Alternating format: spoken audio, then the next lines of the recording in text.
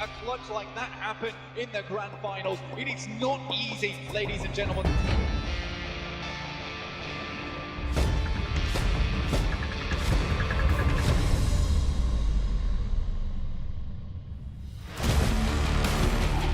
Octavian and Bazzi hitting the deck, going for the sprays out wide. Novolo into the blue.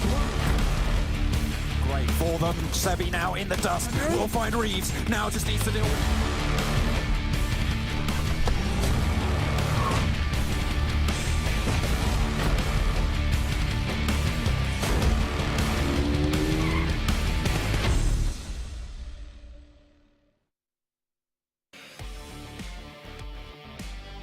Welcome back, everyone. All bright and early. Remember, the clocks have changed, and hopefully for you guys at home, well, if you're watching this, you probably made it on time. So you know what? Congratulations to you. I'm very proud of you guys. And your reward was some amazing PUBG Mobile yet again with 5 more matches today.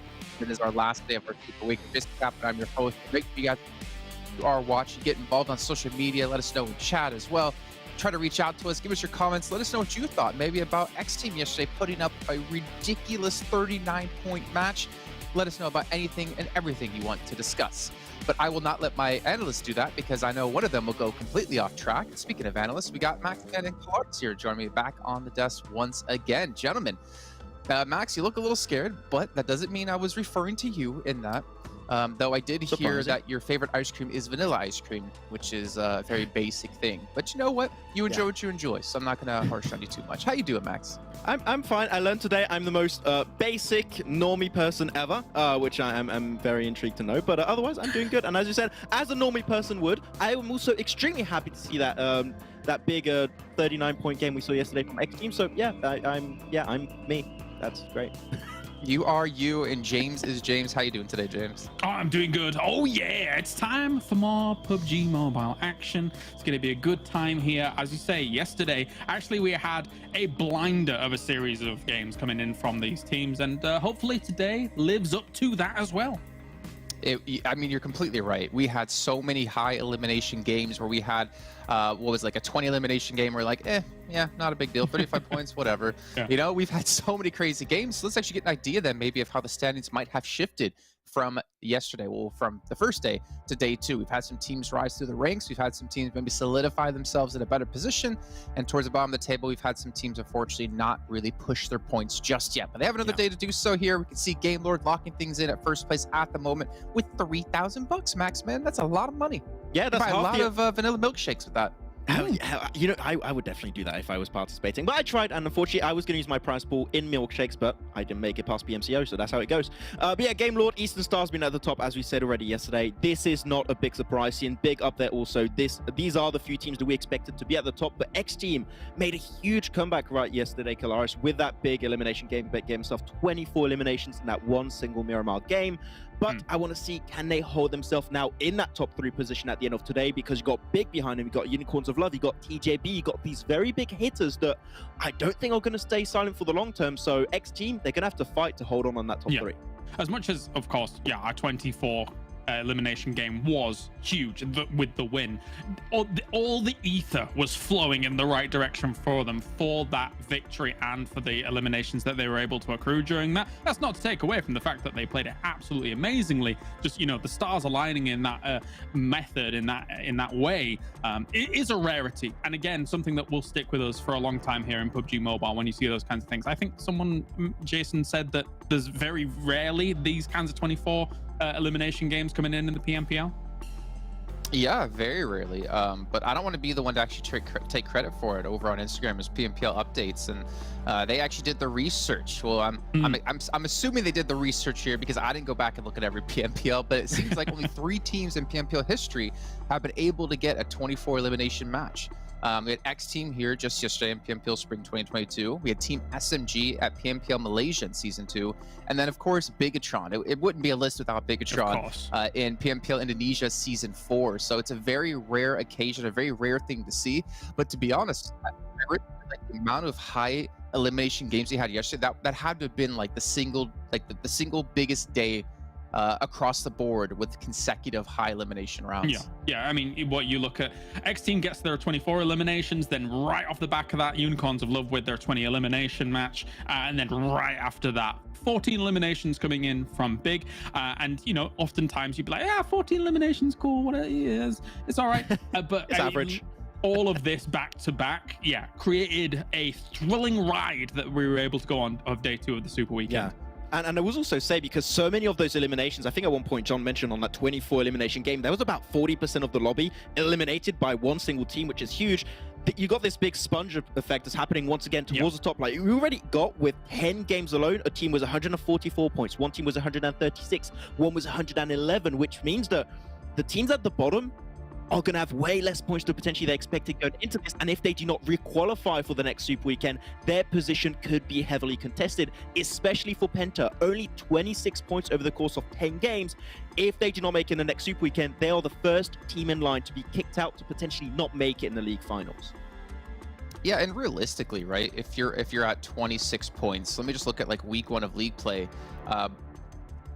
Almost every team, 19 teams out of 20, broke that with 8 matches. PENTA have had 10 now. So realistically, this could very well happen if they don't re-qualify for the next Super Weekends. That's a really good point to bring up, Max. But you know, PENTA, at least they should just stay focused on, okay, let's just keep improving. Let's just keep putting up points. It doesn't matter if we qualify 16 or we qualify first when into the finals. As long as we're in top 16, we make it into the event, and that's where we can really shine. But to be fair, it's not only them that really needs to step up. I mean, Real Tigers 9 UK, I feel like they've had a massive fall off from league play into the Super Weekend. Day 1, I feel like they did all right. Day 2 was really quiet out of them. Real Tigers 9 UK have got this issue where every single time I see them perform, it's an individual performance. It's one player doing really well, but I do not see a team step up. Like, they have a really strong position. They get breached, for example. They get 3 players instantly knocked out, and only 1 player survives, and he gets like 600-700 damage, which is very impressive. But I do want to see more team-wide success from this team. If they can do so, hopefully they can make it to the first page. Okay. Well, one team that did really exceed expectations, I would say, yesterday is, well, Cloris, I'm gonna let you introduce the team name because you do it so well. That's fine. Thank you very much. Clearly, they went to Specsavers, not affiliated with PMPL, and now they're part of Clear Vision, who were able to do very well yesterday. And I mean, look at the step up from day 1 to day 2. They were able to put those spectacles on and pump the damage out here to be able to grab themselves some decent eliminations. But alongside that as well, which is very important to note here, is that their placement points were racked up yesterday as well. You look at the 5 games they played: 2nd place, 4th place, 4th place, 5th place, 4th place. That's great consistency coming out from this team that we didn't see in day number 1, Max. Yeah, and it's not just the top positions with very low amount of elimination. Sure, they did get 1 5th place with 0 eliminations. It happens to the best of us, right?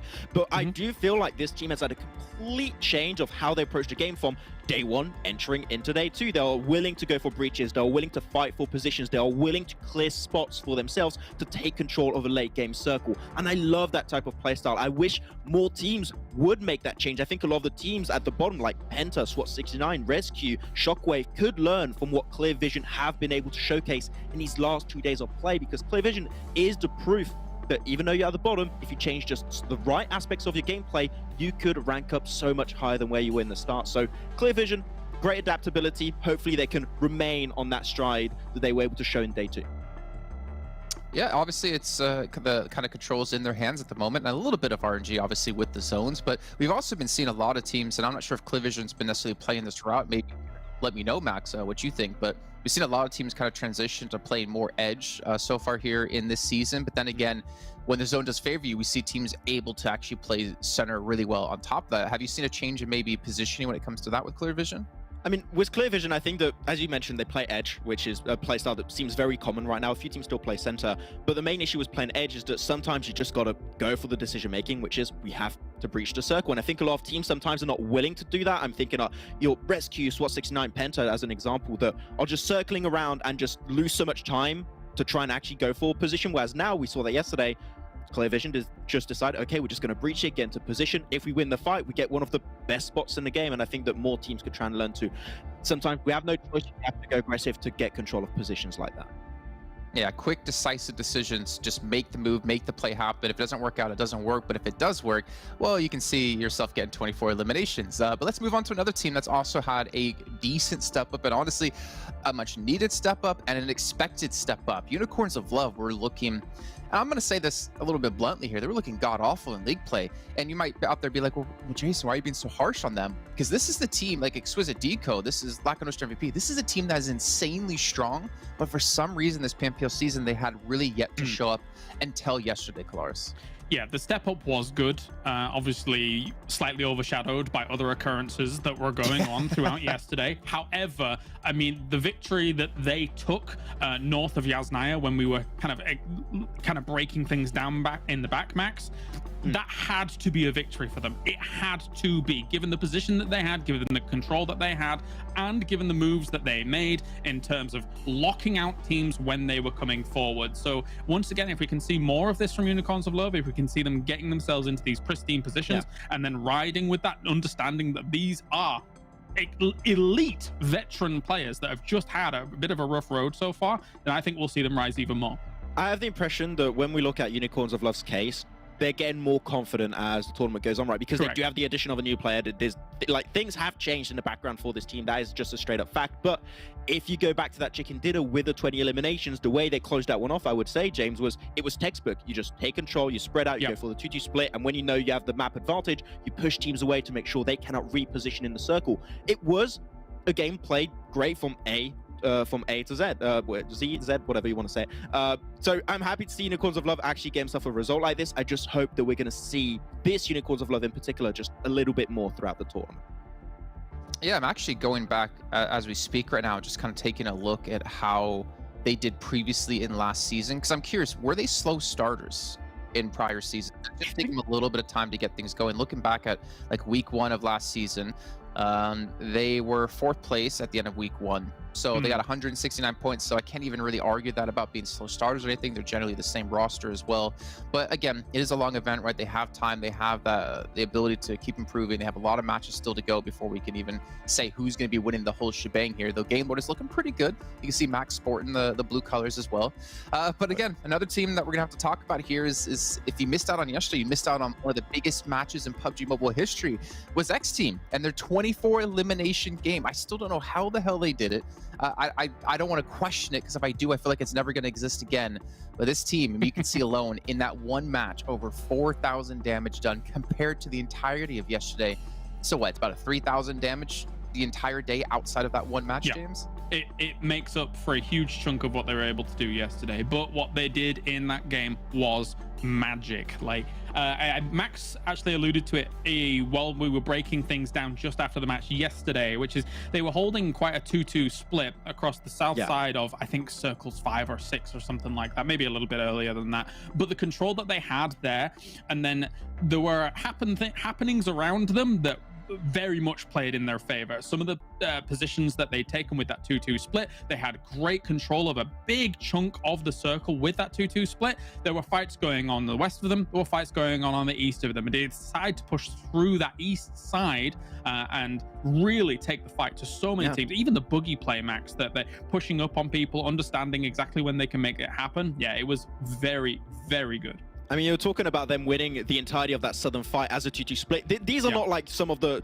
small hitter teams that they were fighting against. Like, we're talking Unicorns of Love, we're talking Eastern Stars, 4 Romanian Men, Giants, and also I think it was Clear Vision in the southern edge. They were taking down some of the top teams in the lobby as a 2-2 split, and they won it every single time without suffering any casualties almost. I think they just lost 1 player during the entirety of that fight to then end up securing the chicken dinner and those 24 eliminations. So I think this is something that happens so rarely. Once again, this is a very big exception. You cannot expect to see this every single time, but in that game in particular, they made the impossible possible, and they showed that you can make some insane comebacks in that just one single game. And I think this game, we might look back to it in just a few days, that this is their ticket to the finals. And just as a small aside from all of that, Jason, if you've not seen that game, go back and watch it, because I went back and watched it, and what they were doing in the south side, really impressive. Well, it was, I mean, it's not very easy to make John and Blank have no words, but that's exactly what XTEAM did. So that's a feat in itself. Yeah, well, yeah, usually. But guys, if you're at home and you're watching here on the show, you guys might have noticed something happening around the world, the 4th annual PUBG Mobile event. And Max, I have a question for you. Would you love a brand new iPhone 13 limited edition version with PUBG Mobile? I would take that. I would have number 1 out of 30. Give me it. Yeah. Yeah, well, yeah. Sorry, I want to say it was completely off the cuff. Anyways, you guys at home can actually win one of those because the AR treasure hunt is happening with PUBG Mobile. You can head over to PUBGM4thDimension.com. So PUBGM, the number 4, THDimension.com to find and collect AR airdrops to collect some amazing prizes. 100,000 euros in prizes total, not to mention the sweet iPhone 13s, which are limited edition. You'll see them at the end of this little video. When we come back, we'll get you ready here for match number 1.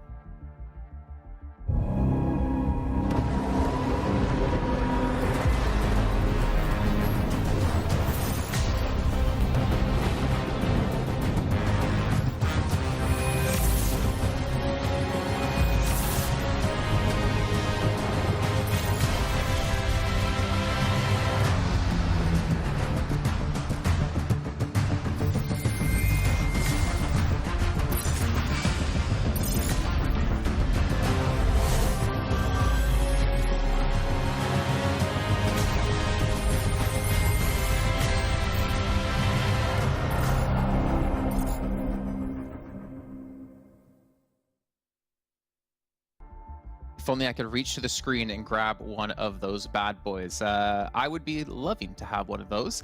But gentlemen, it is time to, I guess, talk about the schedule here. I'm unsure necessarily because we're on my screen. Usually that means to me, I'm going to be talking about Monster, but maybe we'll talk about Monster in just a little bit of time and unleash the beast for you guys at home in just a few. We do have, of course, we're going to do it all at once. Gentlemen, let's talk about it. Monster Energy, our official energy drink partner here at PMPL. Max, have you picked yours up yet? I got them in the next room. I Really? can go. Yes. Okay. Maxman, can you please leave your seat, go grab them, and bring it back? Wait. Go on, Max. Bye. We literally cannot proceed until you go get them. I mean, can I do it next game? Can I? Bless him. You've put him on the spot. Bless Yeah, you him. put me on the spot right now. Talk about the I schedule. really wanted him to start getting up, just so I'd be like, "What are you doing, Max? This is a show. We're That's the live." thing. I never know with you, Jason. right. You always get me. All right, let's take a look at the schedule though for you guys at home. We do have Erangel, Miramar, Erangel, Sanhok, Erangel. It's the exact same schedule every single day of the Super Weekend. But I'm looking towards game number 2. I'm looking to see if XTEAM can repeat their performance from before. But you know what? We got to wait a little bit of time to do so, and maybe we'll have a chance to see another 20 elimination game here in match number 1. But it's time to head to our commentators to kick off your match 1 of our final day of our very first week of Super Weekend. Thank you very much, Jason. Blank, felt like you were a little caught off guard. Are you ready? Are you ready? Yeah, I was like, it's me now. Oh my Oh, hang god. on. Oh no, it's time. I'm on Okay. TV. I'm it's ready. repping the classic blank t-shirt, shirt in this case. You know, this one comes out frequently. You all guys, if you've been catching PMPL for a while now, you know that this shirt needs to be changed at some point. It needs to get put back in the closet. He actually wears it under every other outfit. Yeah, you don't know this, but it's actually happening. But you're heading into game right now. We have our first game of the day. It is Erangel, day 3. Obviously, we're coming to a close on our first Super Weekend here, John. So things have been fun. Things have been fantastic. The desk is looking handsome as ever. Do feel a little bit bad for Max there. Jason just has that man on a little leash, right? He doesn't know how to get out of it. I want him to break free. I want him to start singing Break Free and get out of there. Not maybe off the desk, because I do like him on the desk, but I have to defend him. I don't know why. I've got like this white knight thing going on with Max at the moment. I'm on your side, dude. I'm on the Max side. The Max's white knights.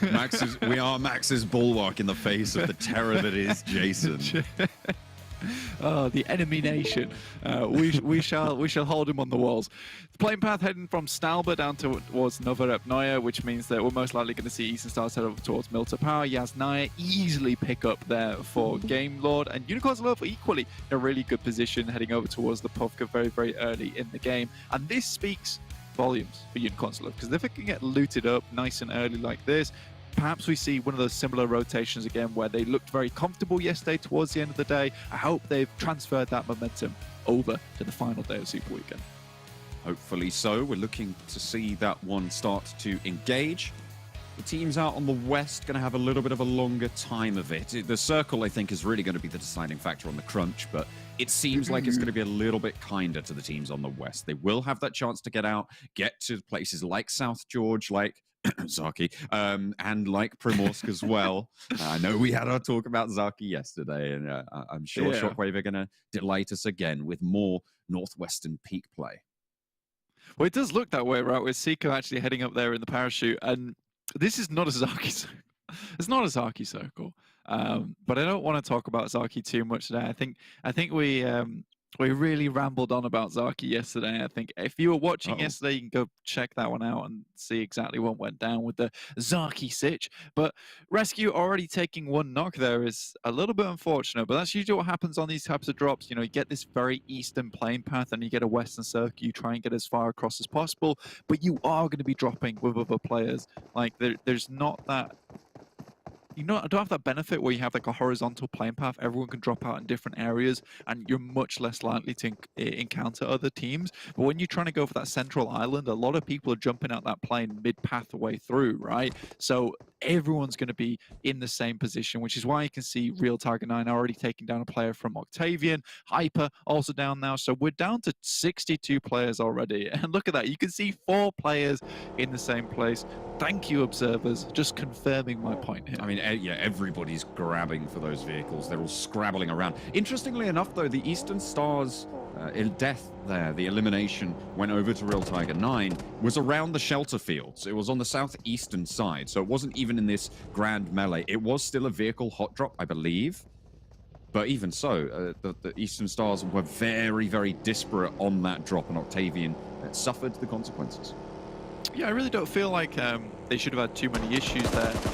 Personally, right, you know, grabbing the vehicles to go down to Milta is fairly important, but I do think they could have just taken the parachutes all the way across and then worked with just 2 vehicles, knowing that there would to be a mass grab around that shelter Milta location. Just get into Milta power, you know, stay safe, stay out of enemy lines. This is going to hamper them later on, because I think the major success they've been having recently is that 4-man push into the center of the circle and then holding it out there, whilst a lot of teams are still playing edge at the moment.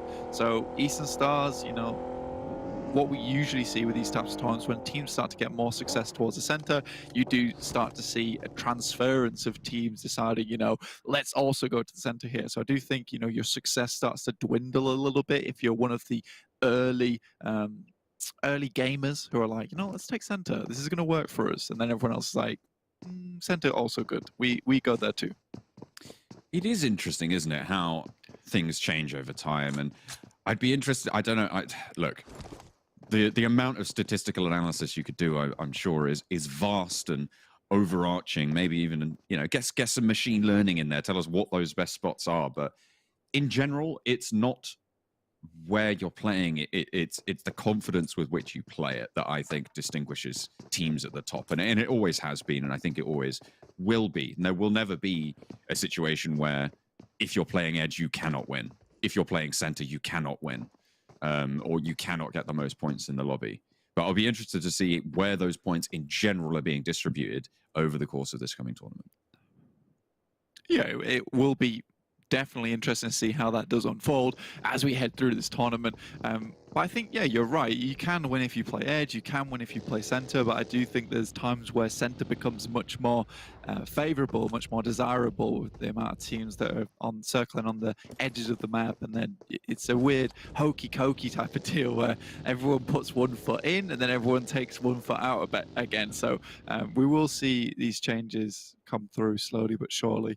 I think right now, though, there's still a lot to be seen. We're only in Super Weekend 1, so more things can happen as this tournament, you know, starts to pick up pace and move through, because we will start to see those leaders differentiate themselves from the pack.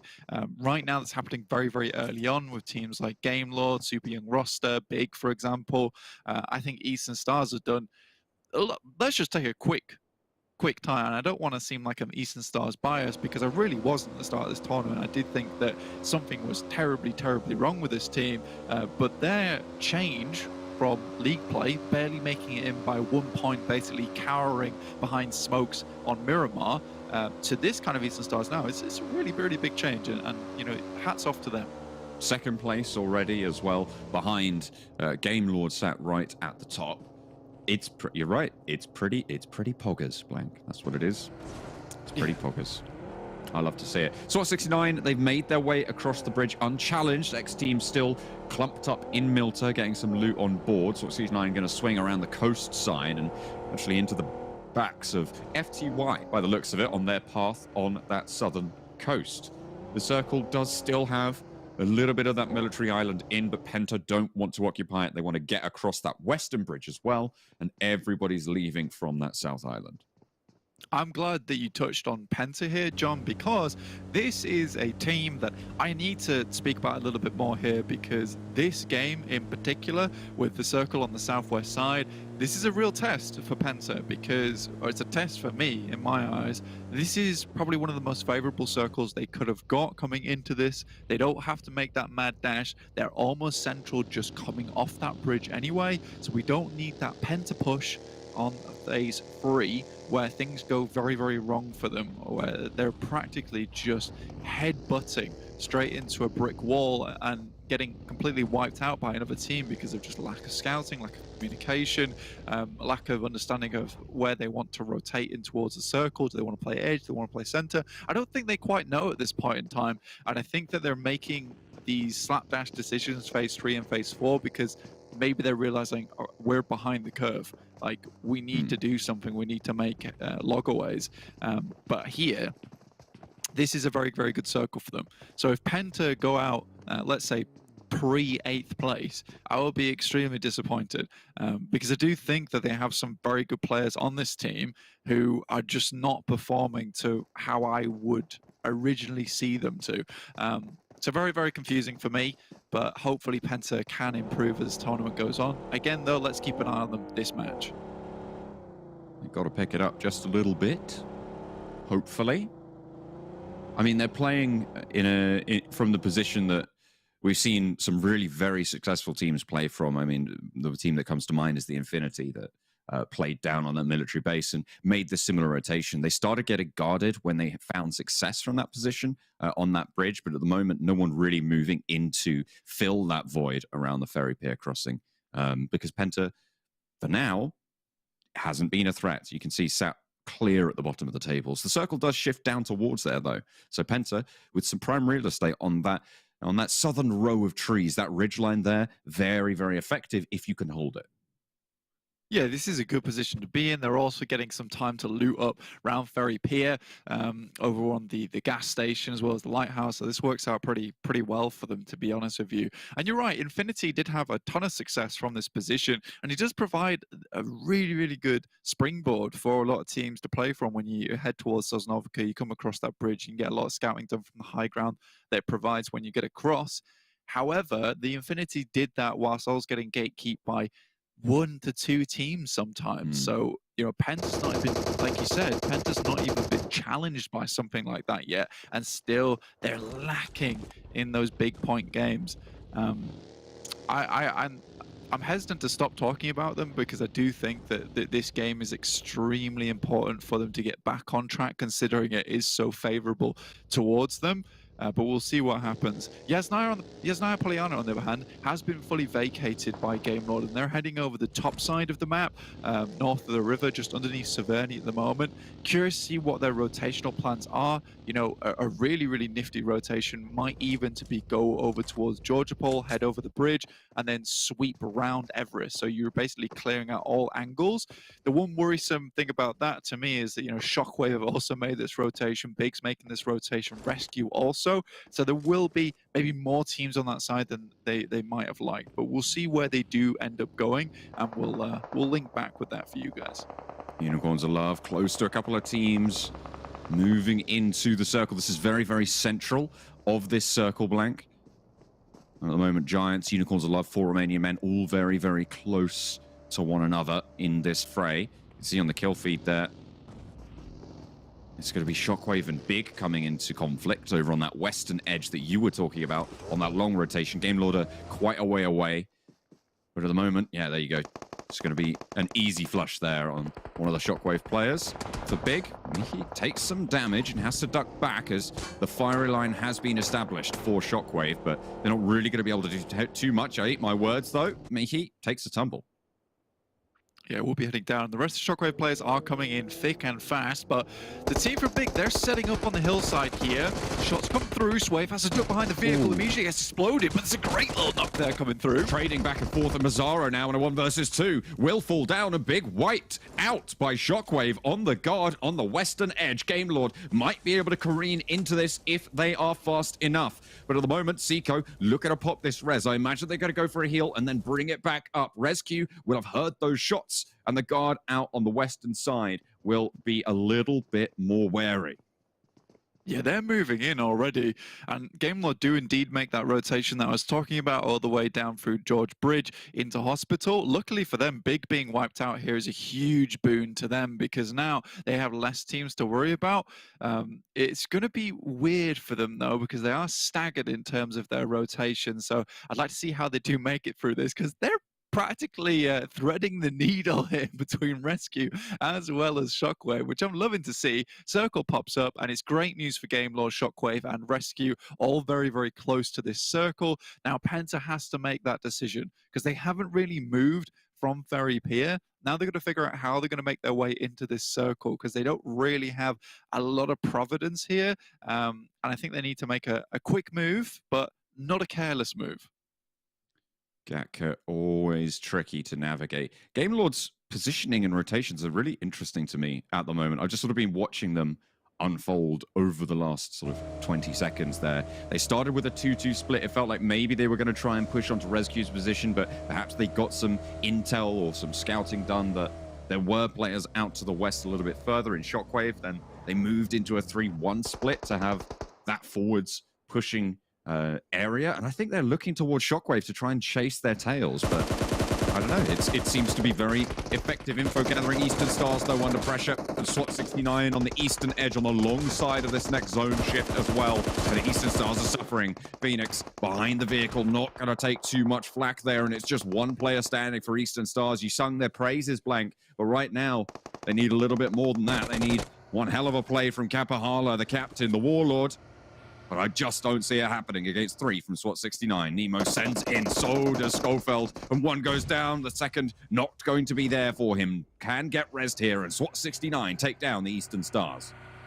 Yeah, I think this is very, very awkward for Eastern Stars, considering they were the ones to set up this gatekeep on the eastern edge, losing it out to SWAT 69 because of, in my opinion, extreme split from the 3 players, which gets swiftly picked off. And I think this has been happening a few times. I have always respected Athis's play in terms of playing those off angles, but when you're at 3 players, it's very difficult to split like that as 3, but you need to be able to stay alive. And that's what Athis was very good at doing, which was being that nuisance, poking up, hitting some damage, and then getting away scot-free. Here he just immediately takes the knock. Kapahala's left, Doran's left out in the open without any angles to play off of his team.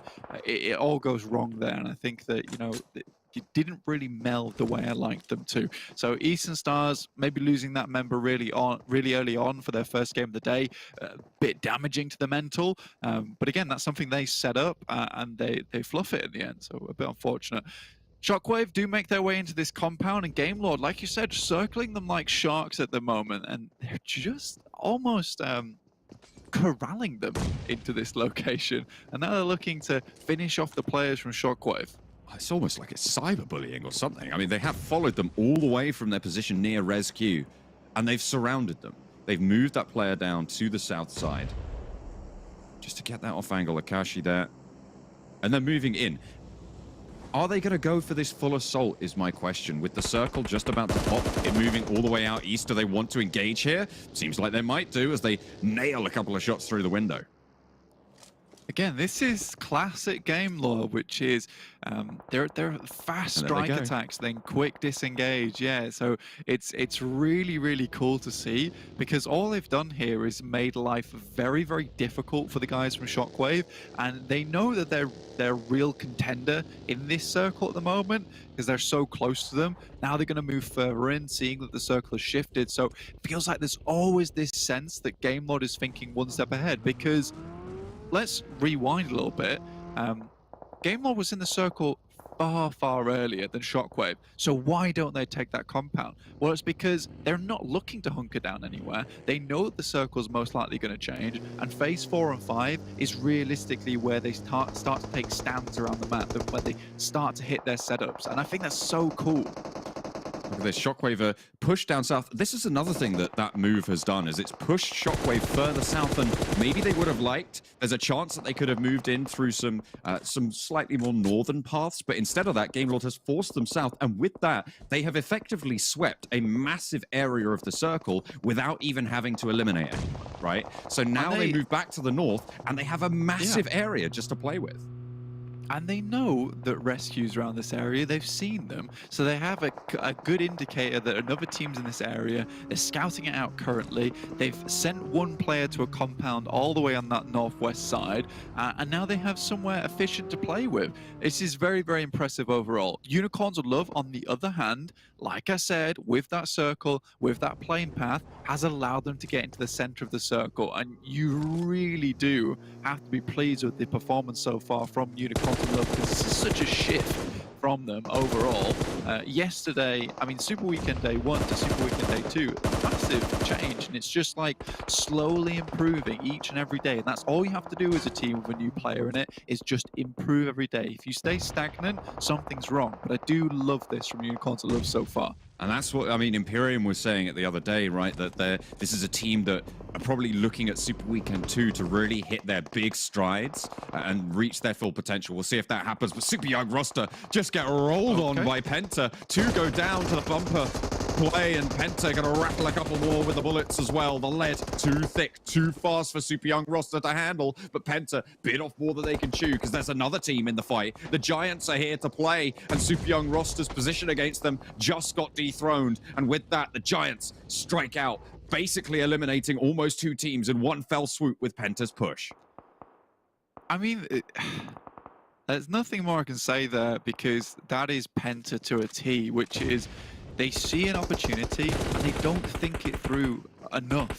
They just roll up on that team. They don't realize there's another team involved. They basically put themselves clear sights of Giants. In the meantime, Spicy's been playing outside of the circle, outside the zone, watching for stragglers, and has actually picked up the final player from Shockwave. So they've effectively cleared them off the map. So they now know that a lot of the western side of the map is free to them, considering it had such an eastern plane path. This is fantastic stuff. Another circle heads towards the center. Unicorns of Love, XTEAM, Clear Vision, all very happy. Clear Vision starting to pick up pace in this tournament, and hopefully this game might give them another shout with some big points. TJB have been doing a lot this game so far in terms of eliminations, and it looks like they're going to try and take on 4 Romanian men now. 1 player standing just behind the tree. Going to drop out that smoke. Giants maybe have a sight line here, but GK First should know this position behind the tree. Cooks the nade, pops it in, doesn't quite find the range on it. Unfortunate there, didn't manage to get it back, and they're just going to fall off, get some reses on board as well, keep themselves nice and tip-top shape, but is low. I think GK First really wants this. They must know that he's still behind this tree. Well, he's checking the building right now, so he's very unsure, but in that situation, Ju's going to go up to the 2 players on the ridge side, finds one of them, in fact. So low HP, so it just takes 1 shot from Lin, which will send him packing and down. 4 Romanian men. It's a sad howl to finish off that fight. But now TJB currently with 4 players on this south edge. They're looking fairly good right now. Super Young roster eliminated in the meantime as well. They were in a sticky spot in that fight with the Giants. Unfortunately, he didn't have any slings to operate with there, but, you know, sometimes that's just how the cookie crumbles. Yeah, you don't need the modern-day gun of the ancients. You just need the modern-day gun sometimes, and that is good enough. Rocking straight up onto XTEAM's position. Nades go in. This is such an awkward position to play, especially when there's 2 teams, and it's just nades either way. Smokes absolutely everywhere. But a great nade from Ulysses, though, will start off the fight strong. Perhaps Giants want to push this after that. Nade into the back, but it's a shutdown there coming through from XTEAM to punish Ulysses for a forwards position. moving too far in, and now the push comes around the side. Is it going to be caught with a nade? No, just managed to slip away behind the stanchions there of the Storm Drain, but a double knock comes through as Nano Baby pops it, threads the needle, and now it's just Bimmy for XTEAM, and it's easy pickings. Nano Baby finding so much value there for the Giants as they wipe XTEAM from the bottom of the Storm Drains. Yeah, that's a really fast fight coming through from Giants. They don't lose a single player doing it either, and now they have full control of Chopsticks.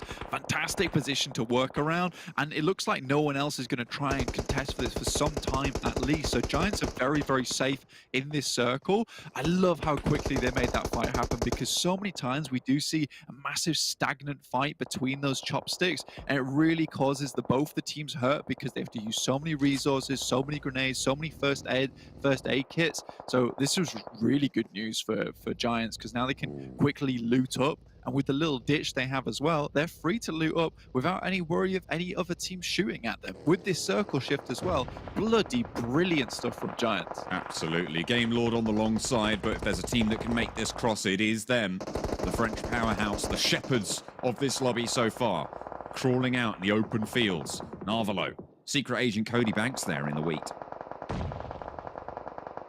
Just trying to move the wheat out of his face. It's a little bit obscure, but here comes the crash, and it's instantaneous. Clear vision, need to know what's happening here. Alking has a nade in hand, but is it enough? Quickly, Spicy runs out the way. Finds another nade out the window, but not really finding too much value. Already one down and out, but a nice refrag there coming through from Alking. Finds the flush as well. No, has to go back in, but he's punished for it. They find a trade, sure, and Akashi's gone down, but it's just Narvalo now in a 1 versus 1. Clear Vision's holding against Game Lord, against a dominant force, but it goes down in the end. And I'm not even sure what was the final blow there, but I think it might have been Game Lord coming through. Unicorns of Love also trying to hold their position here against TJB, and they will do so successfully. 4 players alive for Giants, the only full squad in the game.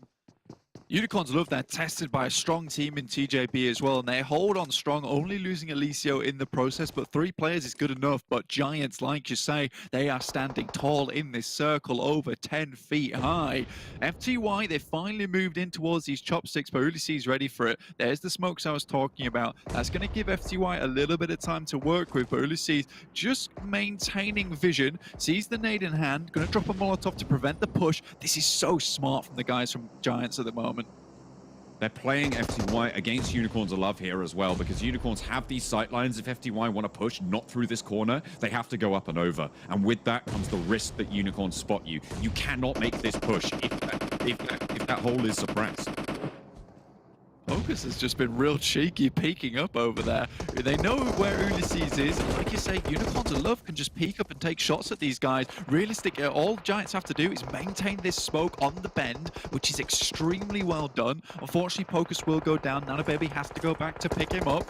With Giants, though, losing another player, down to just 2 remaining. They're going to have to hold on for a little bit longer, but Game Lord, once again, playing for the win. Trazen takes a heavy hit, goes to a sliver of HP, but will hit the deck just in time. Game Lord really only fighting off against the Unicorns of Love in this scenario, but the push from FTY comes through. 2 players swing out of the smoke, and it's too much for Ulysses to handle. It's too much for Focus as well. Nano Baby found some miracle nades earlier, and he needs to find another here. He probably isn't going to save Ulysses, but he might be able to do some damage, pick up some points, pick up some eliminations, fades away to the other Chopstick, sails up the siding, but at what cost? The players from Giants dethroned the push around the corner. As Nano Baby could pop a nade, looks for the spray instead, but falls to the UMP. FTY, though, set that up very nicely, and I think Giants just kind of didn't take a leaf out of their own book, which is to make that fight go fast. I liked the way they kept the smoke on the bend, but there was just too much happening in that instance. Circle, though, shifts away from FTY, so that fight, although very good, doesn't secure them a position in the circle, and Game Lord, once again, just creeping on those outer edges. Unicorns of Love got a fairly big split at the moment down towards that southwest side and also northeast in Daddy, who'll be holding out the players from FTY. They know that there's players over that direction. They will surely have heard the shots.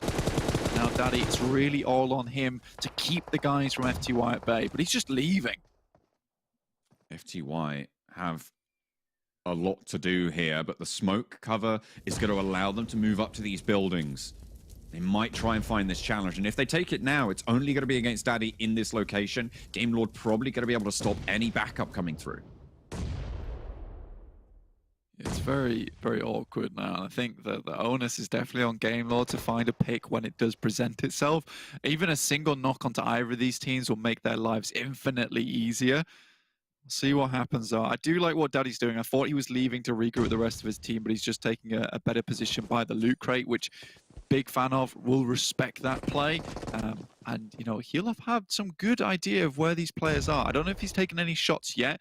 He is throwing nades, so FTY have a clear idea of where he is now. So position given away. This is not good for Daddy. Oh, there's the damage as well. There's the tick, the jump around the side, and it's down and out. Daddy not going to be res there. Unicorns Alive lose a player in a pivotal position. What are Game Lord going to do about it? Yeah, that honestly, that was sad, to be honest. I think Daddy didn't have to throw the nade when he did. He could have waited to get a single pick off and then perhaps reunited with the rest of his team afterwards. I don't think throwing the nades or revealing the position then was the greatest of ideas. Now Reznov, look at him. He's not in a good position whatsoever. Luckily, no one's looking at him because Game Lord's far too preoccupied with FTY at the moment. It will be just Icy, who I think is in probably the best position to make something happen during this game. Quickly, a nade goes off, though. Will take down Nox. Game Lord, in the meantime, they haven't had the loudest of games here, Blank. Certainly not from what we've seen from them, but they have been so controlling. Every single turn is covered off now, and Game Lord, I think, have one of the best positions here. FTY's position does get zoned on a little bit, but they are corralled. They are cornered. Yeah, I think the big issue right now for FTY is that low wall provided them so much cover getting in, but now it causes a big problem because they have to leave from within the confines of this compound, and pretty much Game Lord's going to be able to push them into a singular funnel point and then take shots that way. Unicorns of Love continue to throw grenades, but it's off target there. Now Icy Boss may have revealed his position. Narvalo, a little bit of better fragger here, might be able to make something happen, but takes a big chunk. Oh, excellent backup from FTY. They take the fight in one direction. Narvalo falls up the road, and Unicorns have the attention turned their way. Out in the field, Spicy has spotted this crossing as well, and now FTY and Unicorns taking this fight full. Game Lord down to 2 out in the open field, and the Unicorns fall. All 3 from FTY survive the fray, and Nox falls down yet again. Trazen with a cheeky little shot, bringing the numbers even, and now it's open field warfare as Trazen crosses. He needs to land the shots, and he can't quite find them, but neither can Shinyo behind the wall, and the push comes through as Spicy makes the way up, gets the knock. What a pair of fire team! Finds another as well, and Spicy dominates the battlefield in the open ground. This warfare is raging on as Trazen heals out in the field. Spicy pops one off as well, and it's one player for FTY looking for the res. Oh my goodness me, Spicy's the kind of guy that I would want to have at my back. Trazen jumps up into the field, tries to make a manly play, but Spicy's right there with him. They cancel now just the res. one player remaining for FTY. Trazen, and they pop the nade, it cancels the res. It's 1 versus 2 again. Kaylee Boy around the side looks for the spray, but no! And Game Lord somehow cross open ground with no cover and dominate everybody in their way. This team is a bulldozer. I do not know how they made that work, but I love the communication coming through from those two guys because Trazen steps up, realizes his position's revealed, and he just has to make something happen. Hits practically all of his shots, and Spicy's like, I'm right there with you, brother. I am not leaving you to die here in this wheat field. That would be the worst thing. You are not a piece of bread. You are my teammate. So really, really well done to both those players, honestly, because that does not happen without an incredible amount of skill. And you called it, John. That nade to prevent the res from going off basically clinched the game out for both those players because they knew that time was of the essence. They had to get on there. Otherwise, they'd just be right back to square one. Unbelievable stuff. And you love to see it. You love to see it.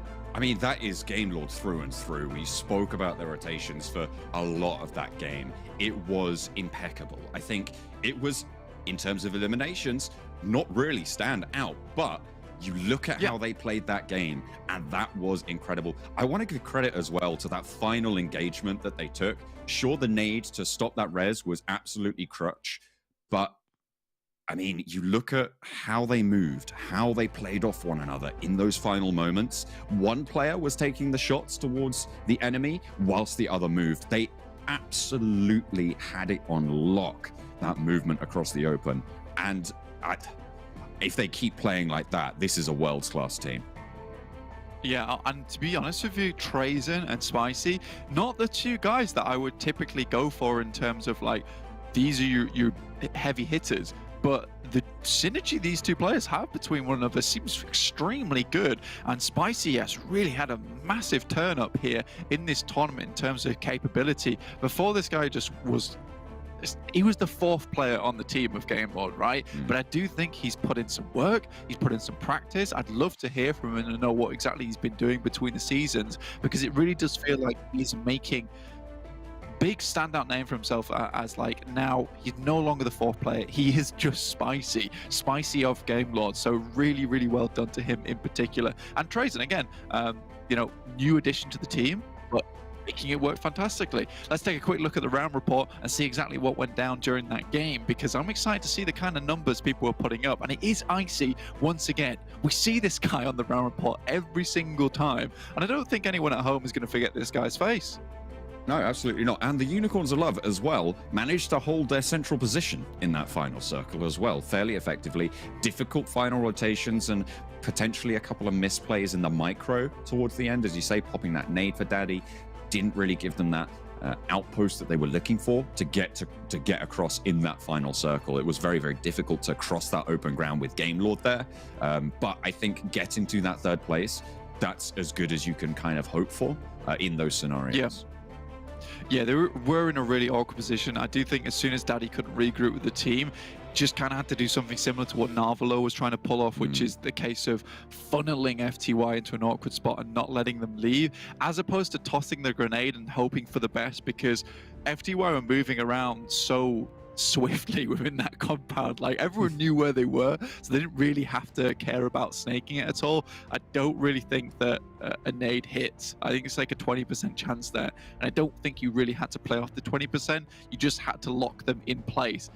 Instead, you know, Daddy reveals his position, he gets naded early on, rather than cutting yourself into like close quarters combat. So a little bit unfortunate there for Daddy.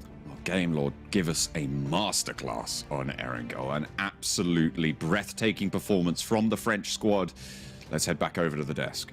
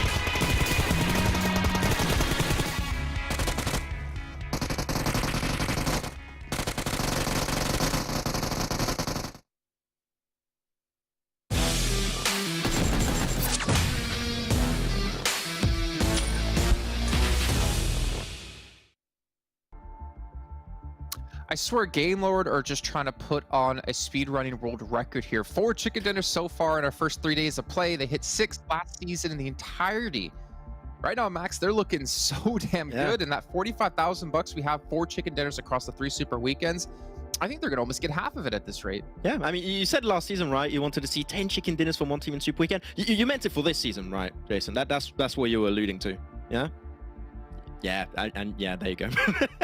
I mean, it's Game Lord doing Game Lord things right now. They play this game so well. They literally avoid in the northern side every altercation they could avoid. They get the best position every single time, and the circle really come in their way. They know they have basically just so much space to work with, and they just take control, and thanks to Spicy are able to close off the chicken dinner. It's what we expect from them, and they just showed once again that they're one of, if not the best team in the region currently. Yeah, it's not like they had a compound they just sat it and held for a long time. Like, they had to work for the finish at the very end. They're up against FTY, and they closed things out with those 23 points. But to be fair, nice to see FTY bouncing back and getting a decent game. Same for Unicorns 11, to be honest, even for Giants. Yeah, I mean, teams like FTY, of course, they're still in kind of the rut of not having themselves a chicken dinner just yet across the board, but they're not doing bad in terms of points overall. They've been on the podium a few times. This is it once again. And some of the moves that they were making on the east side of this circle to, clean out threats like Daddy and eliminating him quite swiftly based on kind of a squad maneuver was strong, given that they had to make squad maneuvers to lock down this position. And I think even towards the end, I think there were slight slip-ups that could have given them the victory up against Game Lord, but Game Lord is showing that they really are the complete package. I wasn't really giving much stock to Spicy compared to the other guys, but here you go. He just is able to do spicy things. We're taking a look down onto the second page, though. Penta, gotta give them some props, right? I mean, yeah, it's 3 points, but I think they got like 7 points in total on the day yesterday, if I'm not mistaken. I think I remember Clara's talking about that. Like, at least able to almost get half the points they're able to get. And again, for them, it's just about buffering as many points they possibly can in case they don't requalify.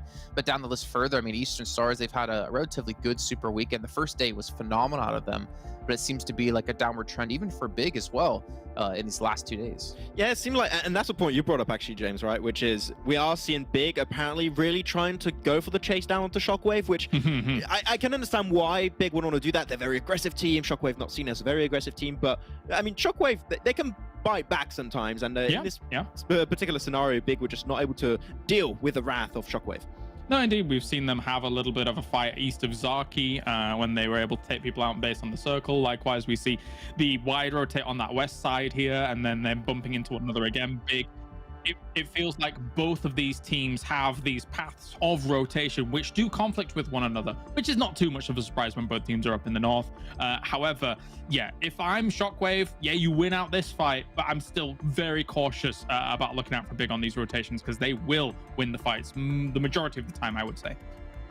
Yeah, what was that on a Sanhok yesterday out of Big? We saw how well like Mihi and Sway were able to play together and work off of each other, and we know they're a very deadly team. We know from talking to me, he said a lot of people were talking big about wanting to fight them early on, and then when it came time for PMPL, they backed away. They gave them the room to breathe. So it's a little bit of a scary thing going up against them. Shockwave went out this time, but we'll see what happens in the next. But Max, actually, Max and James, you guys were mentioning this during the actual broadcast, talking about how Game Lord, with the addition of Trazen, has been really able to level up quite far. And I actually wanted to take a look, because of that, about the average stats across the board for all the players so far in this event, because that will kind of show that they're kind of all living up to the hype. They're all playing relatively equal. And I mean, yeah, you see Trazen and Spicy 200, 232 average damage, but to be honest, like, that's really not that far of a fall off between their big fraggers of Navarro and Victor. I mean, the average elimination, literally everyone is on 1 or above 1. That is insane. Not a lot of teams that have every single player, plus also their subs, because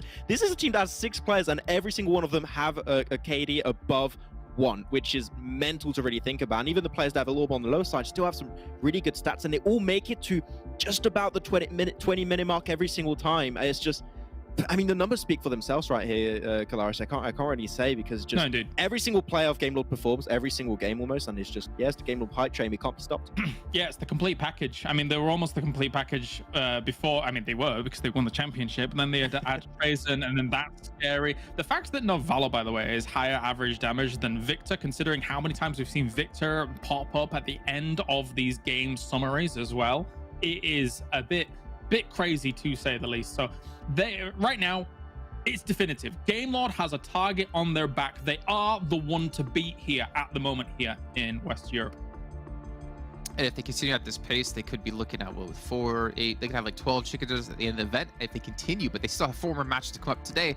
But Max, to be fair, yesterday, or I think on day 1, you did talk about FTY a bit. You did talk about how they had 2 standout players, but as we've seen PUBG Mobile grow and adapt, you kind of need to dig deeper than just having 2 good players on your team, as we're seeing here with Game Lord. So let's take a look at the player stats here from them in this last match. And you can kind of see and talk about, obviously, how there's a couple of other players able to step up to what they need. Yeah, when you look on the first 2 days of play for the entirety of the stats of FTY, on an individual level, that is, Nox and Caliboy were the 2 big standout players when it came to the team, but we finally saw some really good moments in this game here. Actually, I think it was that fight versus Giants, if I'm not mistaken, in Chopsticks. There was a really good showcase of what Shinyo could actually bring to the table. I just hope that would remain a little bit more consistent, so Shinyo play like this a little bit more, and I'll be sold on what FTY can do. And then you have Addis, which, well, 0 is definitely not high, so hopefully you can see a little bit more of Addis in particular. If Addis does improve with Shinyo, Nox, and Caliboy, I think we could see them be a contender towards those top positions potentially. I got to agree about that particular fight. It was an impressive dislodging of Giants after they'd already previously dislodged XTEAM here. And it wasn't huge amounts of utility that did it either. It was just, you know, popping up, taking those shots, being able to clean it out. Okay, gentlemen, I want to challenge you. Now, normally I ask for predictions about a match or ask for predictions about a day or something like that. I want to get you guys to predict 2 out of the 3 top fraggers we've had this event so far. 2 out of the 3. Mihi, Victor? Mihi, Victor, okay. Max? Me here, yeah, 100%. Victor, I was going to put Narvalo potentially instead of Victor, but We don't have a lot of time, Max, so... I don't know, Max, yeah.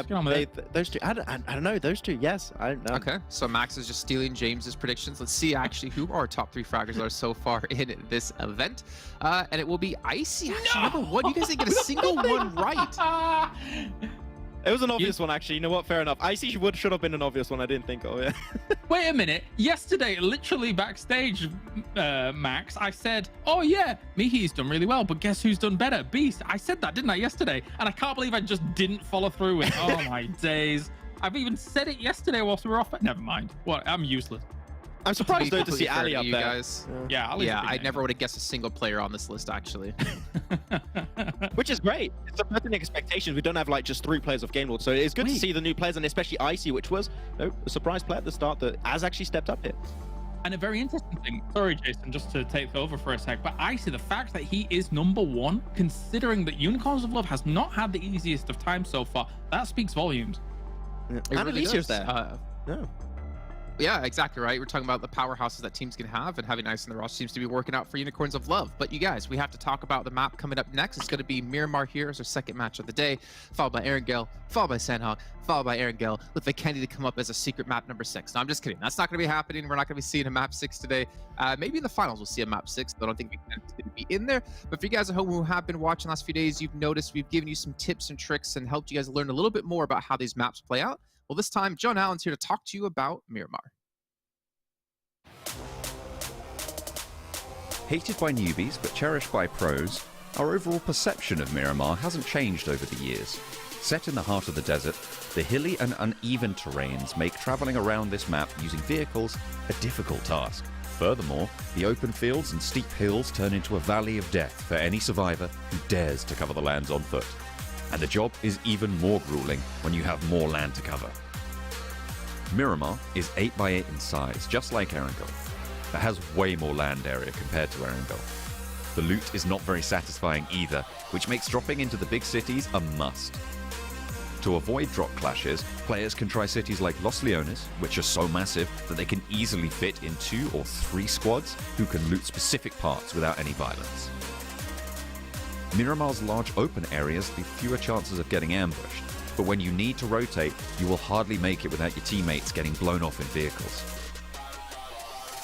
All the cities in Miramar are connected through highways. These can save you from the trouble of getting caught by opposing crosshairs while your vehicle is rolling down a ridge. Boom! Takes out the tire, and he is absolutely wrecked.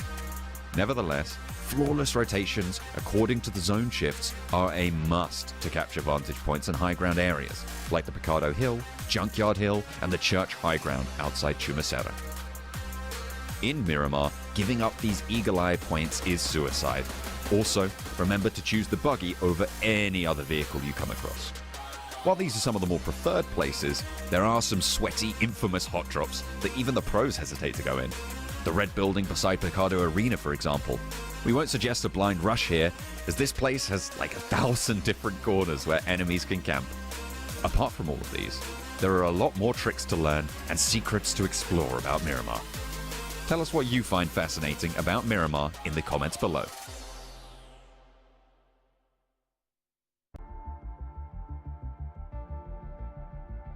Hello, welcome back to the show. It's me and Imperium now, me being blank, and obviously that is Imperium over there. But we're heading into Miramar next, who is going to be our next game of the day. Obviously, John's just done a great breakdown for you there with the highways, which Imperium loved so much. But it's very important because, you know, most of this map is awkward to play in, other than those roads. And if you head on those roads, most of the time you're going to get shot at. Exactly. It's a very difficult terrain or map to traverse through. You got to pick your poison to an extent, right? But I'm going to start this game off blank by making a bit of a bold statement. Okay. Game Lord, are PMGC ready? I don't think that's a bold statement, bro. I think they're right. They're right at the top. Okay. I mean, if things continue this way, they're going to go to PMGC, right? Yeah, of course. The reason why I say it's bold is because it's only like March, right? And you still got pretty much a full 8 months or so before PMGC. Didn't they go to PMGC last time? No, they didn't. That's the thing. They didn't make it to PMGC. They kind of failed at the final hurdle per se. But the reason why I say they're PMGC ready is because they are the complete package of a team. They've got 6 players on their roster, and not only does realistically every single one of their players look dangerous individually, you can have any formation of those players in the team and they look to be synergized, they look fluid, nobody stands out of place, right? I was looking at how they were reacting to each circle shift on the previous game, the way they're so calculated on how they disengage away from a fight, how they're like shepherds just herding the rest of the flock that is the lobby into awkward positions, and they're punishing them for it. It is a masterclass on playing PUBG Mobile right now from Game Lord. Yeah, they're making some good movements, that's for sure. I think there's some incredible plays coming out from this team. And yes, now I'm remembering correctly, it was very unlucky they didn't make it in. I was pretty sure, like, to be honest with you, if Game Lord went last time to PMGC, they would have put up a very, very good fight. And it's just unfortunate the way things did end up playing out there. Eastern Circle, a little bit weird for a lot of these teams, considering how easterly it is. You know, we've still got both the islands included here. El Azahar, Hacienda, San Martin, Junkyard. Weird areas to play in, a lot of open ground. You know, how would you usually go about this? What's your top drop spot here in this area? Suppose drop spot, I always love El Azahar and Impala. I'm a very big fan of the eastern side of the map per se. And then when you're looking at locations throughout this phase 1, Junkyard Hillside, you've got the Minas Hills as well, which is going to be great for the likes of FTY if they want to send a couple of players around that area. For Unicorns of Love, they made a couple of mistakes around the El Azahar Hillside in previous Miramar games when it's been hanging around the northeast area of this map. So I'd like to see them correct it in this game should we have a continuation shifting up towards the northeast in this Miramar game. I'm really happy with how Unicorns of Love overall performed in that previous game. I think they were very sensible with how they rotated. I think they were a little bit quicker. Yeah, maybe they went a bit deep on the center too early, ended up working out for them. But for the most part, the way they split outside of the chopsticks, I think was very valuable to their end result. Yeah, man, I think the idea that, you know, the chopsticks, it's a great position to hold if you can do what Giants did, which is quickly decisively take it away from SWAT. Or it was FTY, or was it SWAT 69? I think it was FTY. No, it was XTEAM. No, it's XTEAM. Yeah, if you can take it completely away from XTEAM and then hold on to it, it's a good time. However, I think that they just let things get ahead of them, and they're almost in the exact same situation as XTEAM by the end of it. So unfortunate there. On the other hand, you're right though. I think Unicorns Love set up a nice spread. Unfortunately, I don't think they had each other's backs as much as they would have liked, but I think that was something that was more determined by the way the circle went and the positioning of other players in that circle. So very, very awkward for them to play. Again, Icy's still performing at a fairly high average towards the end of the game there is unsurprising at this point in time for me, to be honest. Yeah, and the desk really said it. You're not going to forget his face with how often he's been on the round report stats page, how much he's been on just generally at the top of the standings. There's 4 specific teams I'm looking at in today's games as a whole, being the final day of the first Super Weekend. That is the bottom 4 teams of Shockwave, RESQ, Swat 69, and PENTA. Because I look at today's games, it's very much damage limitation for them. Without a shadow of a doubt, coming into today, they are in and they need to be in the mindset of having to qualify for the second Super Weekend. 26, 41, 42, 43.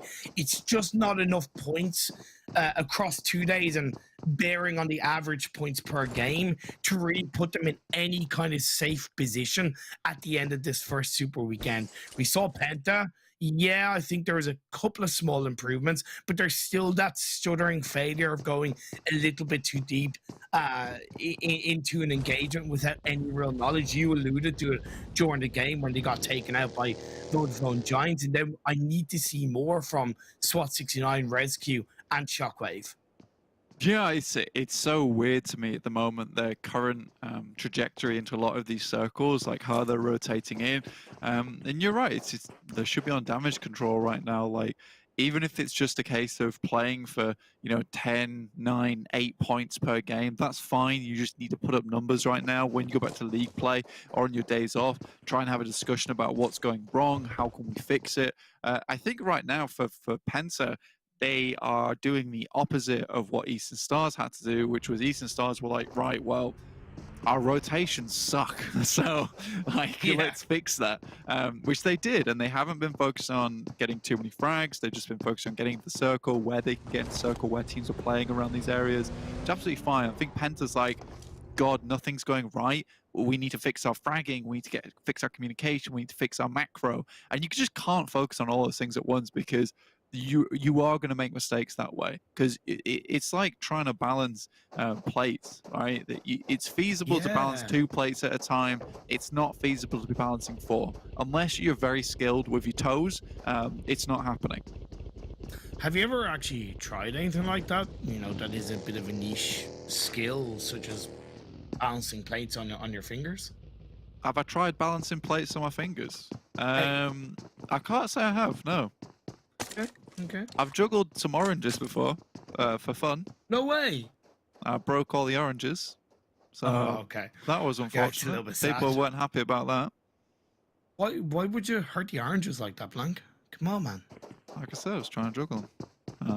It's a quick party trick. It's like, didn't go well. Talking of party tricks though, Unicorns of Love, their favorite party trick at the moment is a swift rotation towards the center of the circle, which tends to work out quite well for them at the moment. I think they've been a lot more careful with these rotations. We talked about it before, and that's fine. I think that, looking at this game though, on Miramar, starting in Al Azhar, like you said, this is a good position to, move from. Oh, yeah. It's a good place to rotate from. You've got a lot of vehicles around this area. You've got a lot of roads to be playing around with. And also the high ground down towards the south side. It is pretty much a picture-perfect drop spot when it comes to an Eastern Circle. But I also think there's an element of unforgiveness if they go to center too early in this kind of circle, because they should be predicting that there will be and most probably maybe only 2 teams, but still 2 more than they would be comfortable with, utilizing that northern side of the map, right? Because it was more of a southern playing path, logically they're going to think, okay, if I rotate up north, there's going to be less traffic, less hassle, and that could punish Unicorns Love, right? If they're too deep in the center and they're not watching their backs. And no, they've been looking to develop a bit more of an edge kind of play style. And even though it looks tempting to go deep in this in this Miramar game with how the circle has fared. I don't think they should. Big, on the other hand, I love how they seem to have adjusted their drop spot accordingly to what was some unfortunately poor plays in a couple of previous Miramar games, being taken out by FTY a couple of times, even a super young roster. They've dropped down from Tumasera, and I think for the most part, it's allowing them to play much more strongly into these circles as a full team up. Yeah, hopefully. I don't know about unfortunate, though. I think that they did just make some mistakes versus FTY, right? Like, the first time it happened, yeah, okay, it's not the worst thing in the world, but still, like, it was an awkward regroup. And the second time it happened, it's like, what are you doing? Like, this shouldn't be happening twice in a row. But yeah, they're taking a fight now with super young roster. We'll see what they can do versus this team. Currently, super young roster, they're holding the planes, so a little bit harder for Big to get round. Nades are going to be pretty much critical here. They do have a backstop available, but super young roster, similarly, they've got a Lendo, the backstop king himself. Phase 2 did shift up, by the way, and is centered a little bit more towards the west, and these two teams are now outside of Phase 2. And I can't help but think, Big, why don't you pull a leaf out of Game Lord's book and just disengage, wrap around? You got plenty of space on the northern side of Los Leones, around that south of La Benita, which you normally drop onto. You should be very familiar with this area. There's no point, there's no benefit to taking this fight, because all you're doing is allowing other teams are going to hear the shots, hear the noise, and possibly third party. Yeah, well, you know, the third party could come into effect. I mean, Giants are right behind them at the moment. It's difficult to get around this area without cresting this hill. So I wonder where Big would go in that sense, maybe down to Los Leones and try and cut in there. Still, you're in pretty much deep waters there as well, to be honest with you, but we'll see what they can do.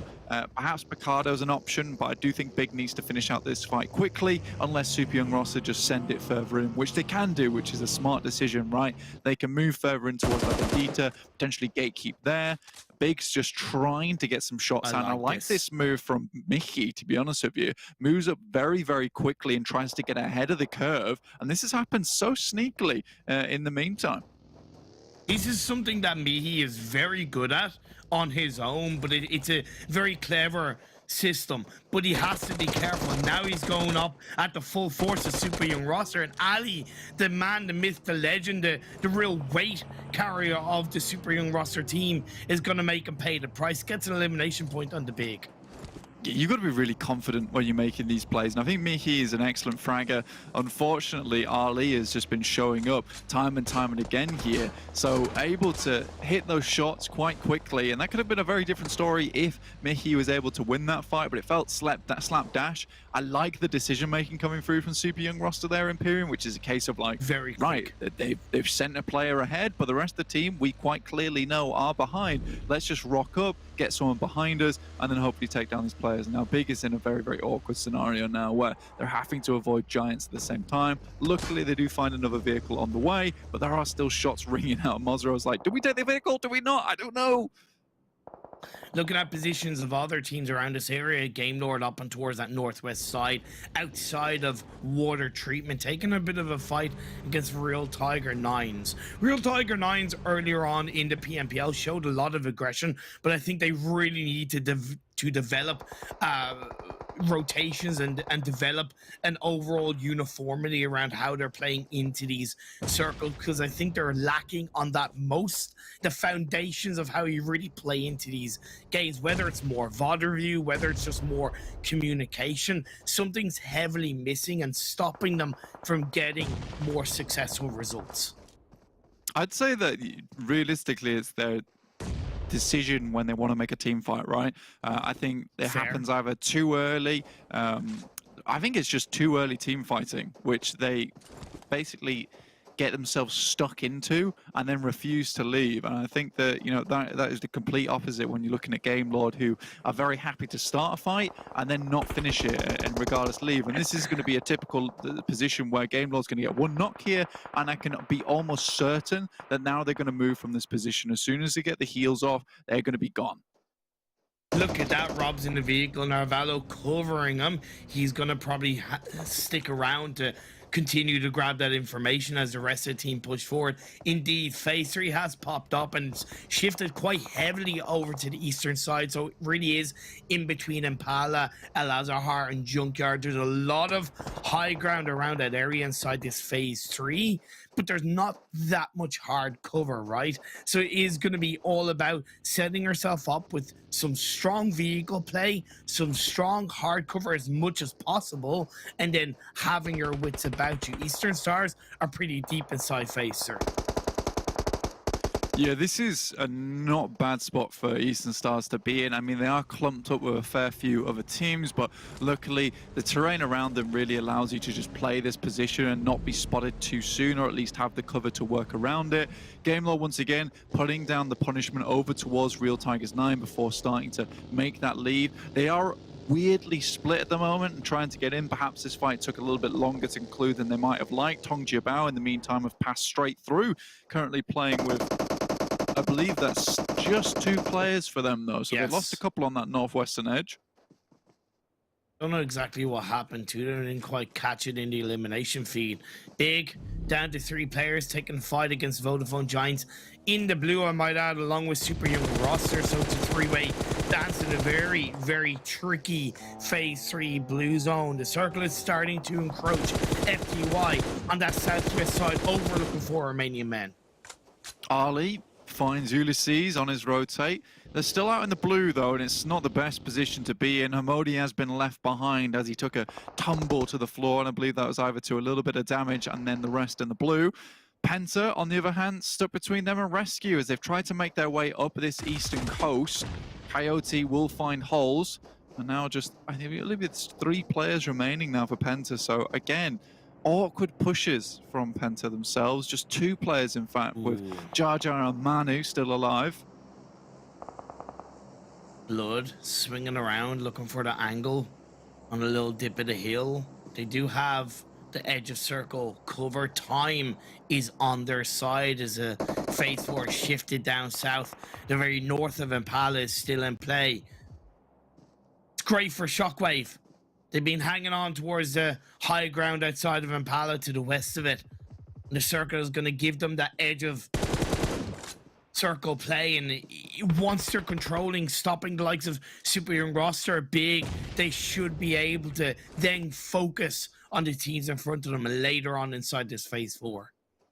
All these teams coming up from the northwest side are having such difficulties at the moment. Everyone's locked in combat on that edge. I mean, you've got Real Tigers 9, Game Lord, Clear Vision. You got loads of teams all up here. Even Unicorns of Love, who were sat in a fairly comfortable spot, now have to make their way down south. Eastern Stars all heading into vehicles after pretty much biding their time towards the center, leaving 4 Romanian men behind.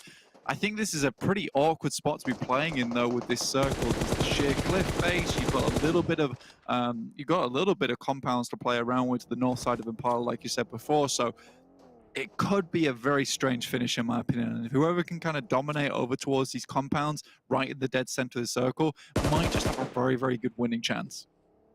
XTEAM are still alive as a full squad. Remember what they did in yesterday's Miramar game? I don't know if they're going to be able to repeat it, but it is something to be said that they're still up as a full squad. They do have Unicorns Love quite close by. PENTA still staying alive as a duo. RESQ really a little bit fearful of making a massive move onto PENTA as Muzi is going to get knocked. I mean, this is just classic, isn't it, really? I mean, you're standing up out in the open, not really got all the knowledge of where the other players are, taking shots, not even prone. I feel bad for PENTA because they are making some mistakes that I just wouldn't generally see in a PMPL. And I do think things need to change. I think getting into Super Weekend's fine, but yeah, VOD review definitely necessary. Again, I couldn't do any of this stuff, but again, I can identify when things perhaps are going wrong here. Eastern Stars finally make their way down that cliff face, like I said before, to the north side of Impala. Final player from PENTA goes down. They will be out in 15th. Tong Jiabao went out just slightly earlier in 16th place. I don't think RESQ really needed to have a player go down off the back of the squad wipe on to the members of PENTA, XTEAM. getting close continually to the members of Unicorns of Love. Yet to really engage on this fight is Unicorns of Love have the full squad up, one elimination point on their hands. You do have the last player, Game Lord, swinging in from behind. Could he be a little bit of a thorn in this side for Unicorns of Love? It looks like it. A knock onto Daddy. God damn it, Game Lord. Why are you still so dangerous even with one player up? It's ridiculous. It's Victor, man. You know what Victor can do, and I think he's found the one player there, and he's moving way in. He's probably going to get this flush and then take some of the meds and try and play from there. Unfortunately, he will go down to the blue finally, but that will leave Unicorns of Love with just the two players of IC as well as Reznov, which seems to be a reoccurring trend now for Unicorns of Love, doing fantastically well for these teams. I think that Unicorns of Love really do need to pat IC and Reznov on the back so far, because they are really, really assisting. Eastern Stars, really glad they didn't head all the way down into Impala with their full team, because with this next circle, right, it does put them in a good position.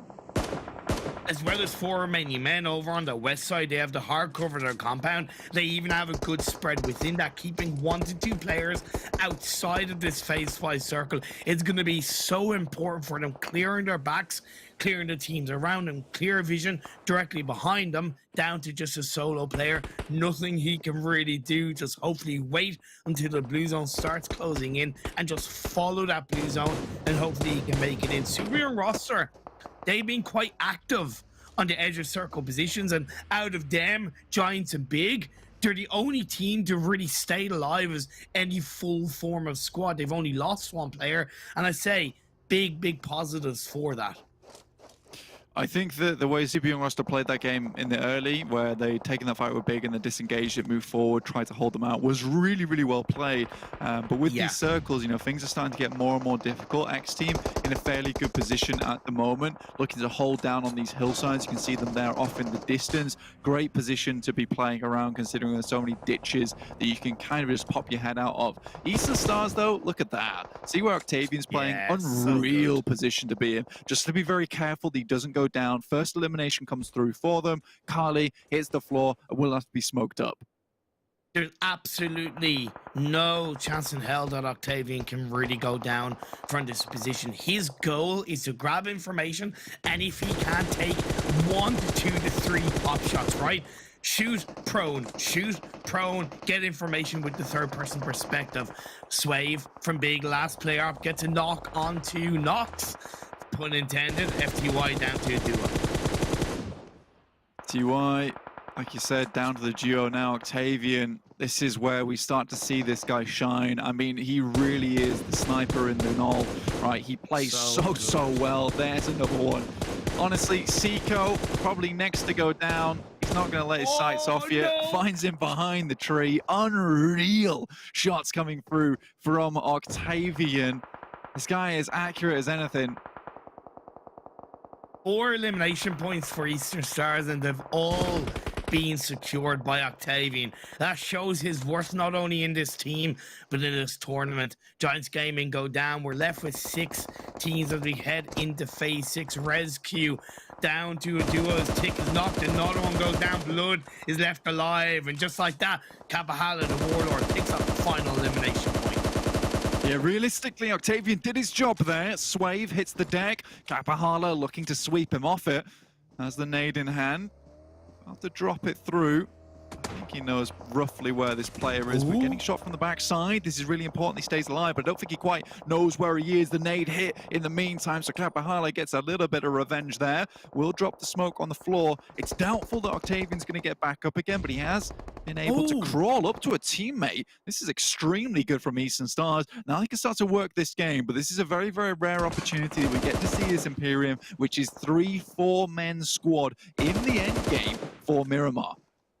Normally, I wouldn't agree with going for the revive, but I think situationally, with the lack of players that are left in the lobby when you remove the 4 Eastern Stars players, it gives them just a little bit more comfort. Now, they got to get rid of Kale Boy. If not them, then possibly 4 Romanian Men. Then you have XTEAM, the might of Kosovo, being able to swing through the fences as a full squad. I love the fact that, as you pointed out, you got 3 full, well, okay, not 3 full squads, but 2, and then a 3-person team.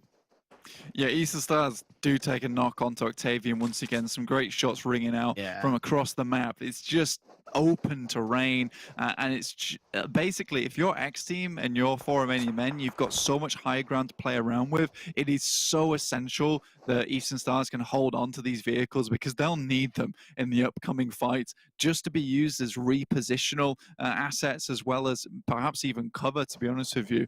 But 3 players, still enough to make this one happen, and with Eastern Stars being down on that slope and for Romanian Men and X Team up here, it means that there might be some infighting on the hillside.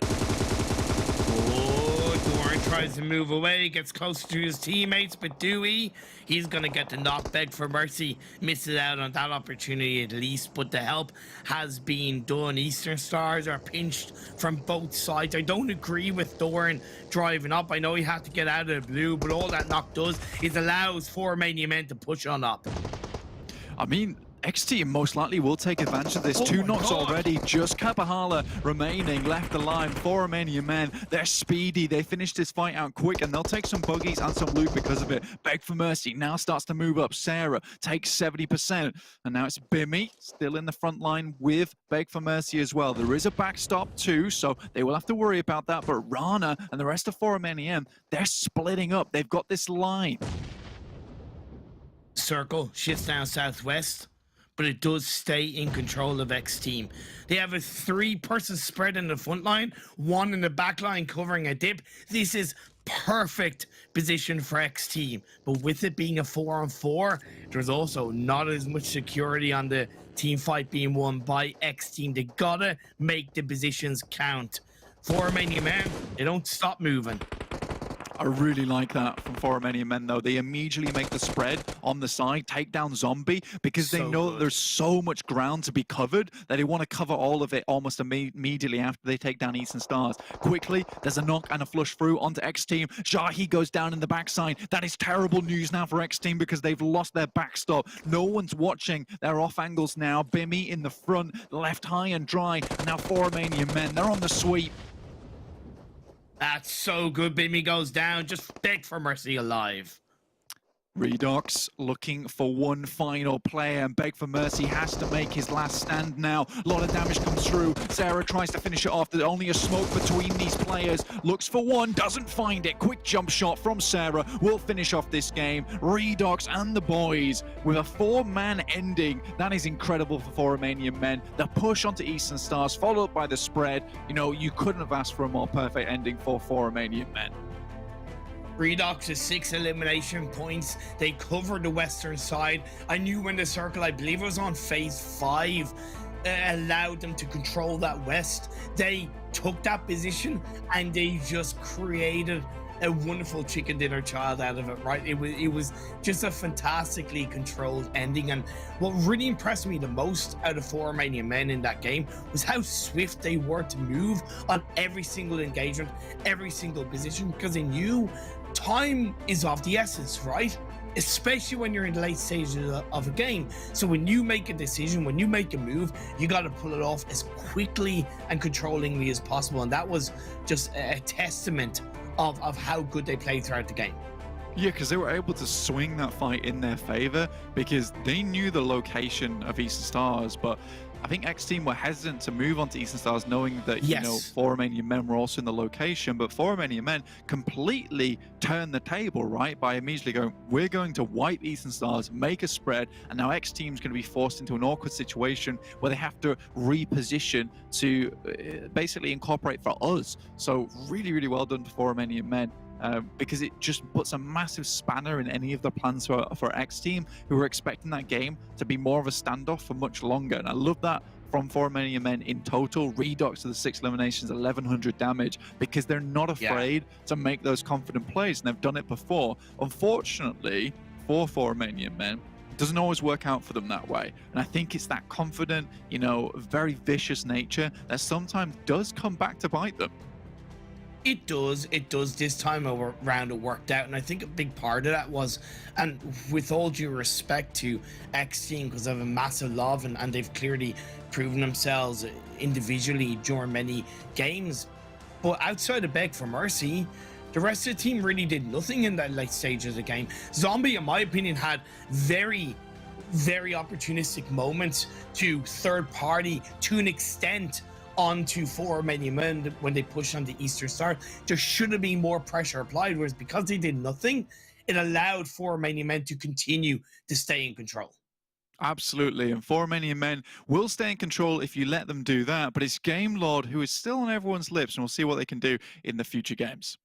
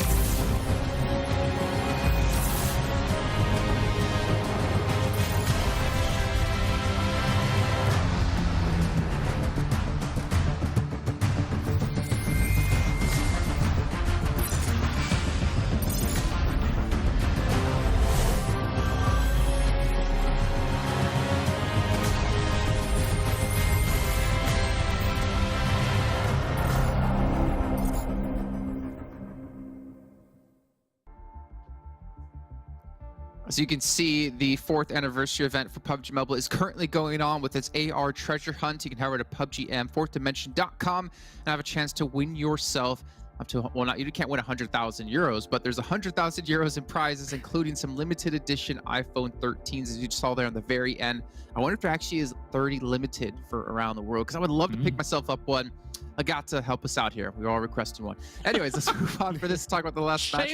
For Romanian Men pick up their first chicken dinner, I believe, if I'm not mistaken, throughout the entire event, and more importantly, in the Super Weekend, which means they get $1,000 for themselves. Yeah, and we were talking about on the background, right, when you're talking about the IGLing. Sorry, you were I correct myself. You were close. And you brought it up, Kalash, right? Also, the IGLing seems a really that's where I'm saying. They improved heavily around the IGLing of the team, it seems, because they do have some individual players that shown they can frag out. The one that I want to bring up in particular is Dude, but the way they played the high ground position on the Northwest on those closing moments when, technically speaking, XTEAM had priority in that position for the longest time. For Romanian Men really took a chicken dinner, which initially probably shouldn't have been theirs. Yeah, this is in part speculation from me, but there's enough evidence from what we've seen in these games to warrant such speculation, right? Where, you look at some of these members, previous, Nexus Gaming roster, etc., and things like that, and I feel like on this roster, as you say, they've found a new lease of life in terms of how they're approaching the game. They are more aggressive. They're not necessarily just sticking to compounds and hoping that the win comes their way. You're seeing at the very end of this game, as they look for 4 different pressure angles to be able to put the heat onto XTEAM very successfully and execute it very effectively. So yeah, I like what we're seeing here from Romanian Men. They look more proactive in this form than I think that some of these players have done in the past seasons. Okay, well, as you can see, they're able to surpass their Romanian brethren with Eastern Stars coming in third place with 18 points. And F2I, get another decent game out of them, 9 points. I mean, 9 points honestly isn't really that bad whatsoever. They finished fourth overall, get themselves the 8 placement points, but showing they can kind of get some sort of consistency, I want to, but at the same time we have seen some high highs and some low lows out of this team. And speaking of low lows, seeing Gamelord here only 3 points in this match, and TJB, after being I think top 4 in match number 1, they fall into 16th place here. So consistency is just really not living up for the TJB team, when we've seen that just be their #1 adjective when describing the team before. And they really got caught out on the West as well. And actually, fully enough, before I was coming in today, Jason, I was doing a little bit of, number crunching, looking at things that are going on. You were speaking, of course, of, 4 Romanian men that have just got their first chicken dinner, but they haven't. It's their second. Before this, there were 4 teams, I think it was, that do not have a chicken dinner just yet in terms of these 16 teams. Those 4 teams were FTY, RESQ, SWAT 69, and the 4th one of all teams that I didn't think was going to be the case is TJB. This is a team that I think, Max, if you'd have said that to us coming into the tournament, that this is a team that wouldn't have a chicken dinner after 16 games or so, I think you'd be like, excuse me? Exactly. TJB expects so many things of course, we did have that question mark because you got the addition of new players, and they're trying things out currently in this game, so they were maybe not going to get chicken dinners like right out the gate and start like with the highest result. But it is still a surprise that with this amount of games, we still not have been able to see good games. And I said it earlier, I believe, that even TJB's best games are just like kind of meh right now. We haven't seen those big explosive games that get like 15 eliminations, like, wow, okay, this is the TJB we know and love. It's just been average, and we want to see them back at their peak, but unfortunately it's going to take some time apparently for them to make it to that stage.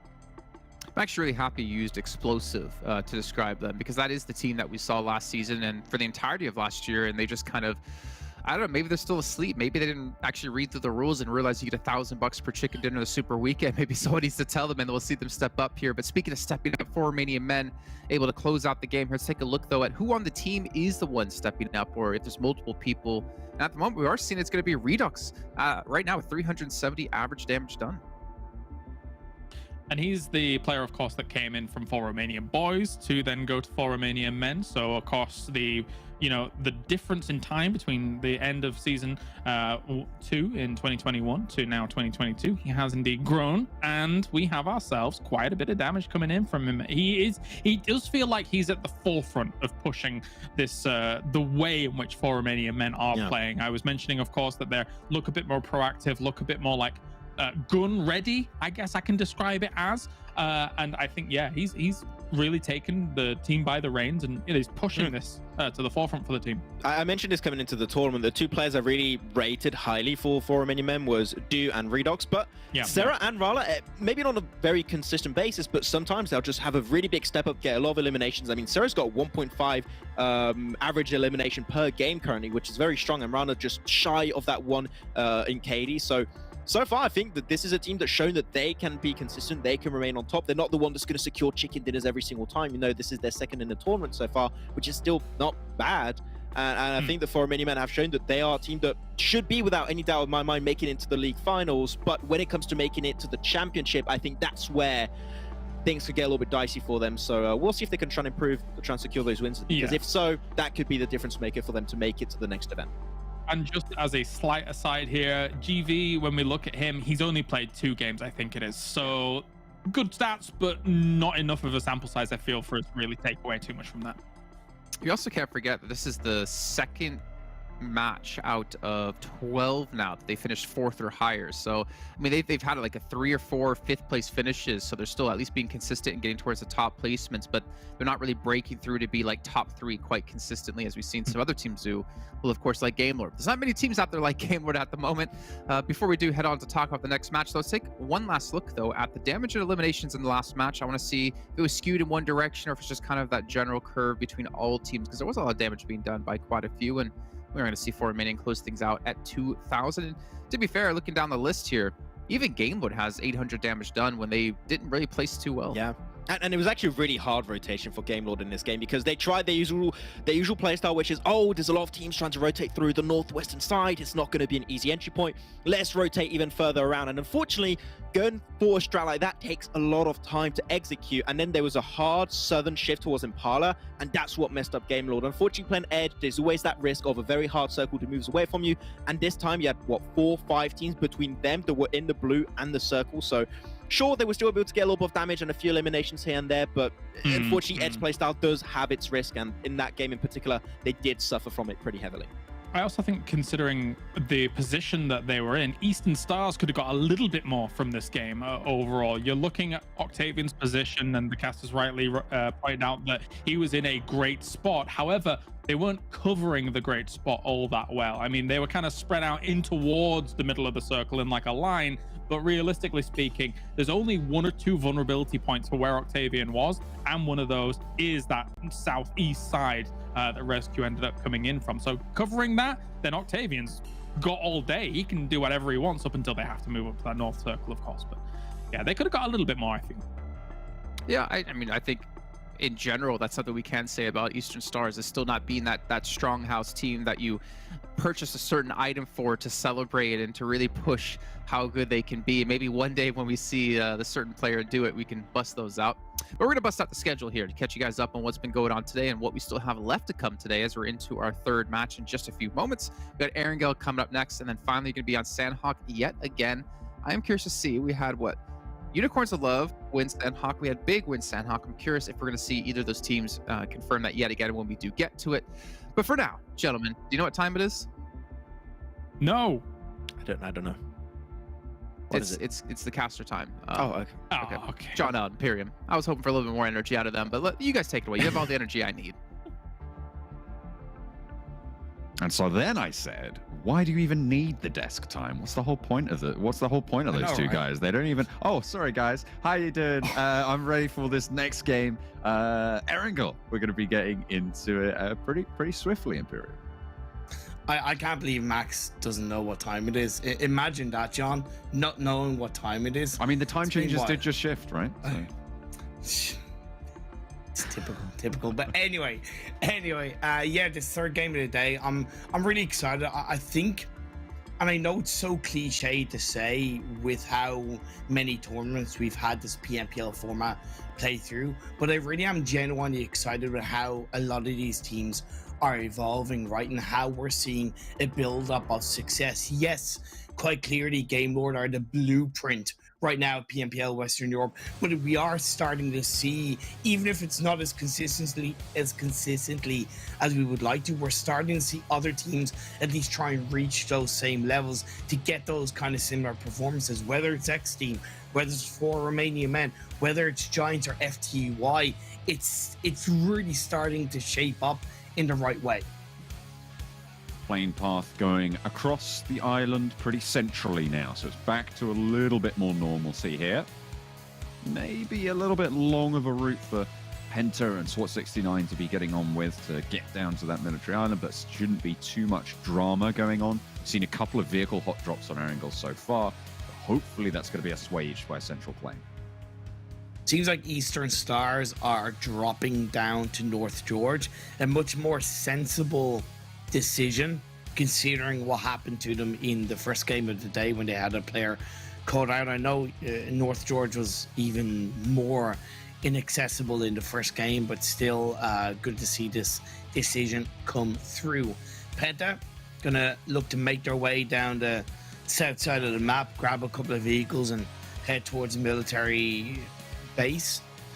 Something, even though I don't think there's as many comfortable places available to an extent, I'd like to see PENTA have a secondary drop spot as phase on shifts up.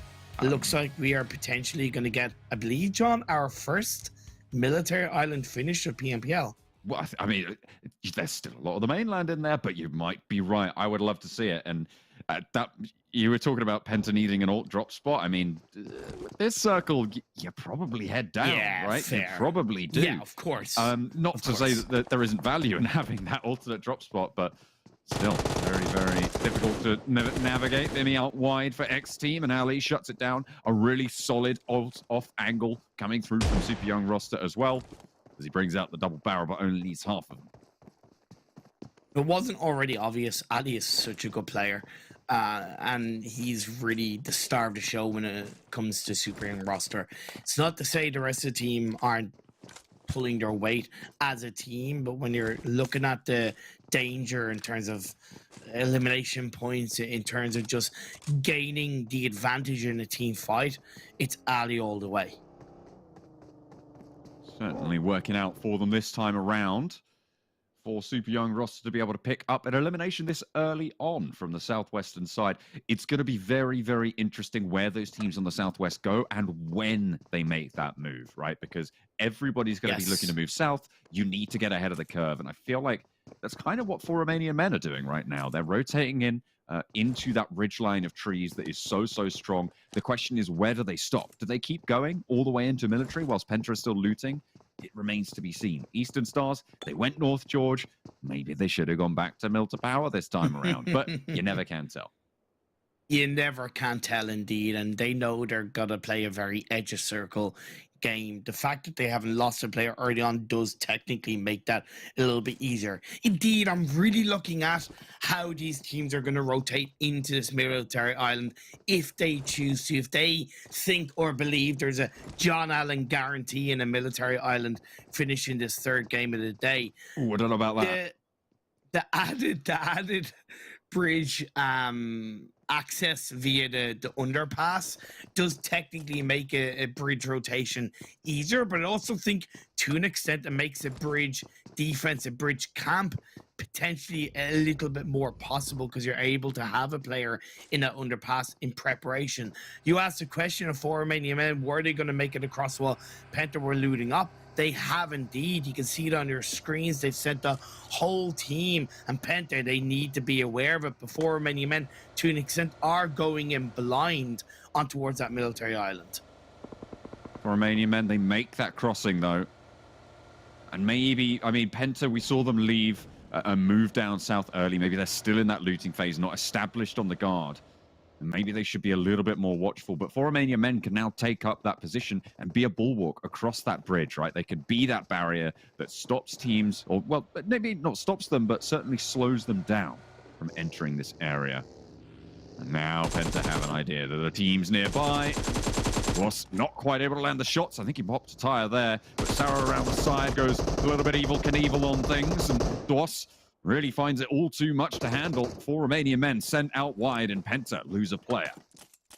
I don't know why he started taking shots at the vehicle there. All he needed to do was stay prone down. There was still a chance he was going to get spotted out, but I do believe that Romanian Men weren't looking for people. They might have been doing some scouting with seeing if the doors were open, right? But I don't think they were actively looking for players. And I think DWAS had a bit more of an opportunity to disengage should he have stayed prone and not taken those active shots.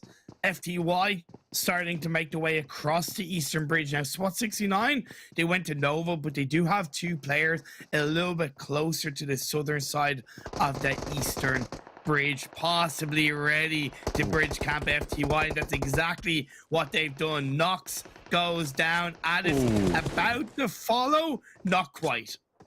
But the other two are caught around the sidelines as well. Crossing the bridge a little bit easier now that those side bridges are in play, but still not an easy task. You have a little bit more cover. This is probably the first time, as you say, we're going to see a camped out bridge crossing, but it's not really going to come through to much more than just playing that end of the bridge and stopping a vehicle, and we've seen that time and time again.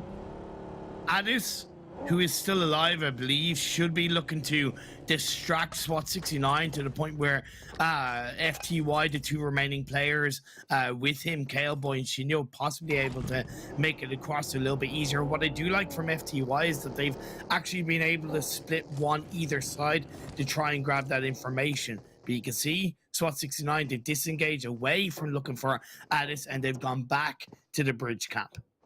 Here we go, using those under rafters for FTY. And fair enough. I mean, it's exactly what they're there for. to be able to get across just that little bit easier Yeah. on foot, give yourself those covered off sight lines from the top. But here's the thing, if the aim is to get across, you're dead right. But the longer FTY leave it being in that underpass, being essentially on the bridge, the harder it's going to be when the likes of maybe Real Tigers 9 or maybe even Unicorns Love get closer to that eastern bridge, and they're going to get sandwiched, they're going to get pinched, and they're going to be whittled down. It's really a matter of when they die rather than if they die. If they stay where they are, right? What I love looking in towards other teams and where they're located is Vodafone Giants. They've gone down the classic route of keeping 2 players on the very southern edge of the mainland coastline, dead center of this phase 1, and they've sent 2 players swimming across. No boatation, no bridge rotation, just simple, effective, swimming across in a quick manner, and they have a 2-2 split. It's perfect coming into phase 2. Shockwave a little bit on the back foot there. We know how much they like to play that northwestern peak of Zaki. And they actually do get out ahead of the Eastern Stars, who are going to be very late to rotate out of North George Pole. Not in vehicles yet either. They are in the blue, even further out than Shockwave. Teams on the military island now as it stands. 2 players from Giants make that way through, as you were talking about. FTY have a foothold in Addis down the south side, but they've been struggling to get across that bridge. Looks like they took the swim. Another team looking to maybe try and push on through there. Real Tigers 9 on the eastern bridge. PENTA already on there. 4 Romanian men. We saw that cross go through as well. Nobody else with that presence on the island just yet, and no boats have been sent out wide. I understand why nobody's gone for a boatation in phase 1 because of how in between the mainland and the military island it was going to be, plus how centered up. Now with a bit more of a northeastern shift, the likes of Super Young roster should be directly looking at taking boats from Ferry Pier or Primorsk, swinging around the south of military base, military island, and then play from the southern edge of the circle, because they have plenty of road access to, let's say, radio tower right on this phase 2 to the southern side of military base. But instead they look in their stick to rotation over to the western bridge, which they can use to bridge camp, but only if they're quick enough to get there. They have 3 players heading towards it. Orlando still looting up in Primorsk. Off the side of the cliff. Little Bonnie and Clyde action going on there for the Giants players. But they will meet a better end there and manage to land in the water. So they'll be all right for now. Now, 4 Romanian men, very swift and quick to react to this phase 2. They have 4 players sending it towards where the 2 Giants players are down on the southern side. And you can see Redox in the elimination feed picking up a knock on the Salazar, and that is him down and out. That's the unfortunate risk of a 2-2 split the way Giants did it, but it was also partly because they were on the move away from that center spot, waiting for the rest of the team to swim across.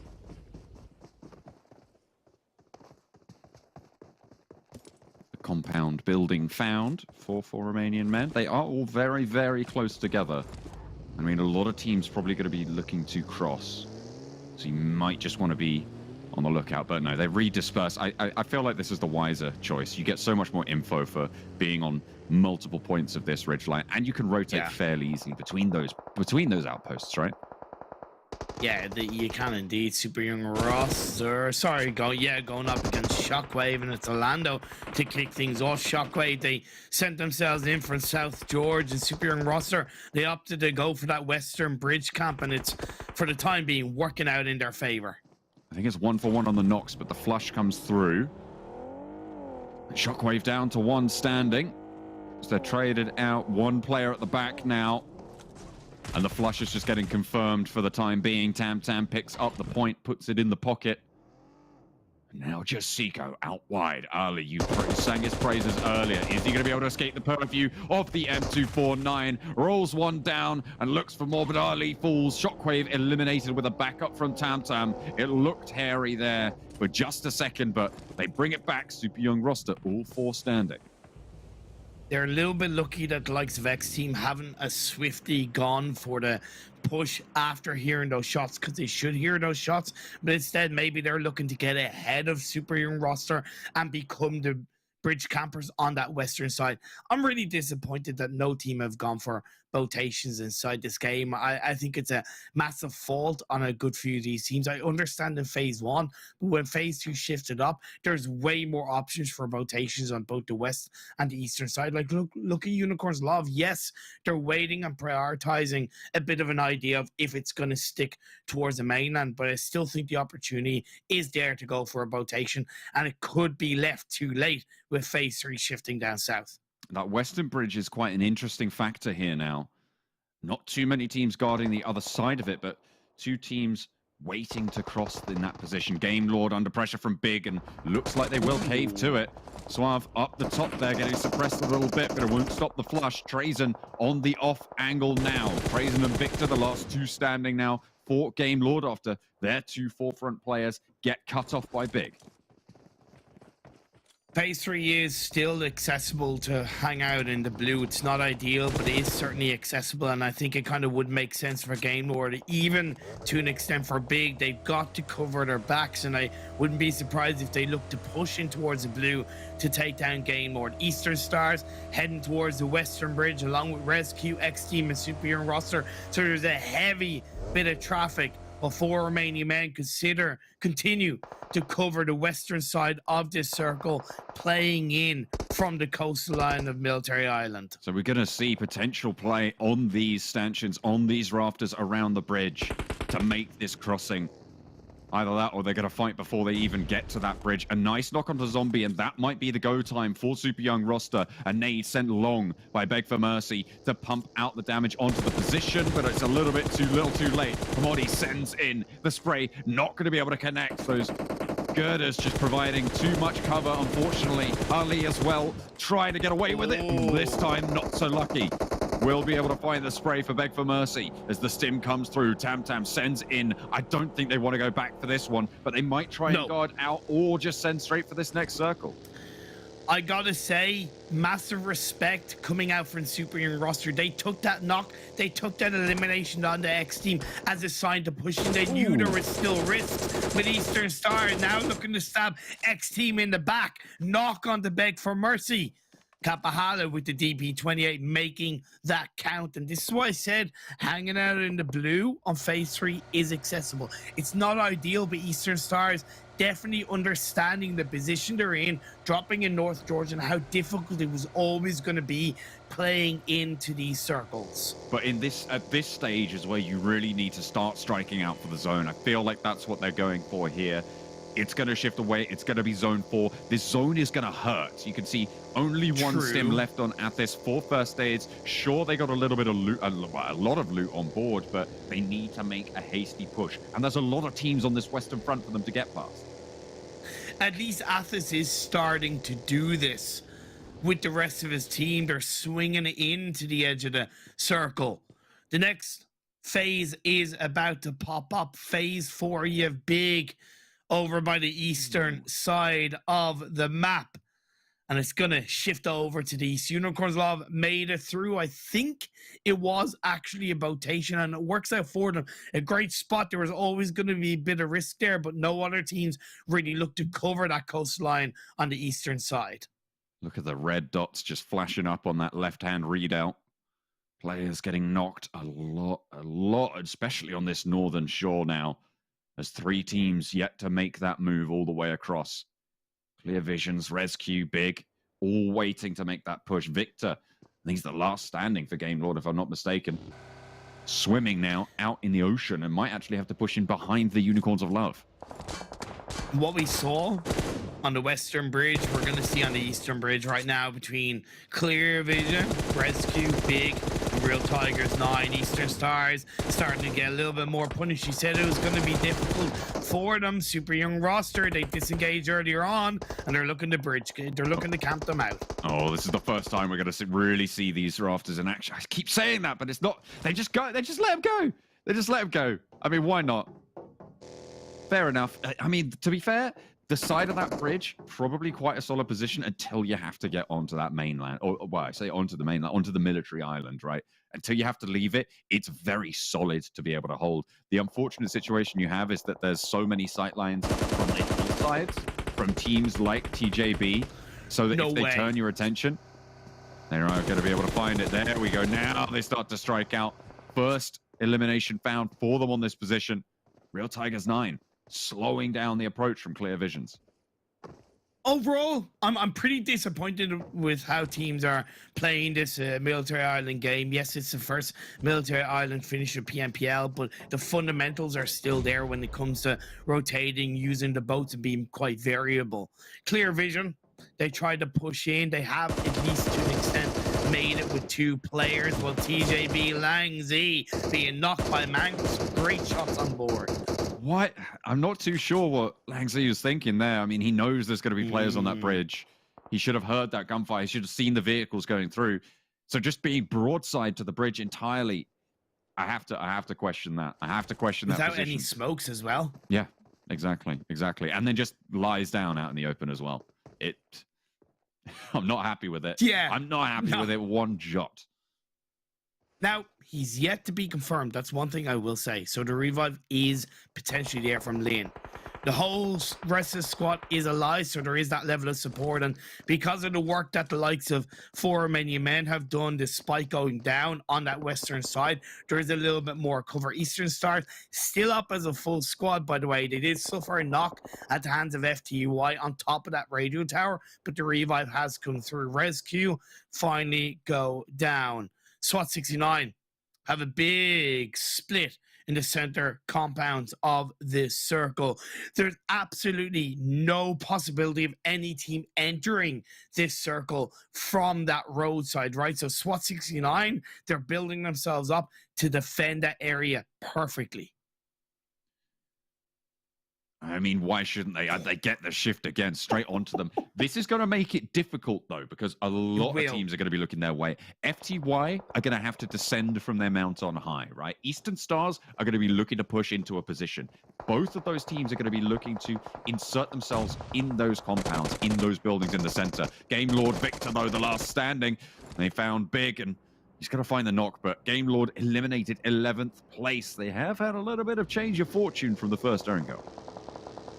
Yeah, but I still think there's a massive amount of security in terms of how they're playing. They could be using the remaining games of today just to try different elements. They have had a little bit of unfortunate circle look, and I rarely use that as a defense for teams and how they play.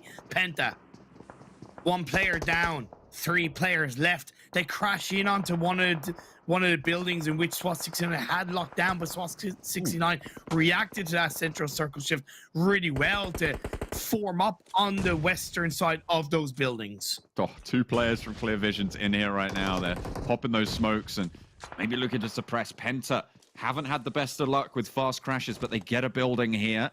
3 players alive as well in a central spot. Not the worst, but Unicorns of Love are on their tails. They are right at the door. Yes. And trying to knock it down as well. Look at that, Alicio at the forefront.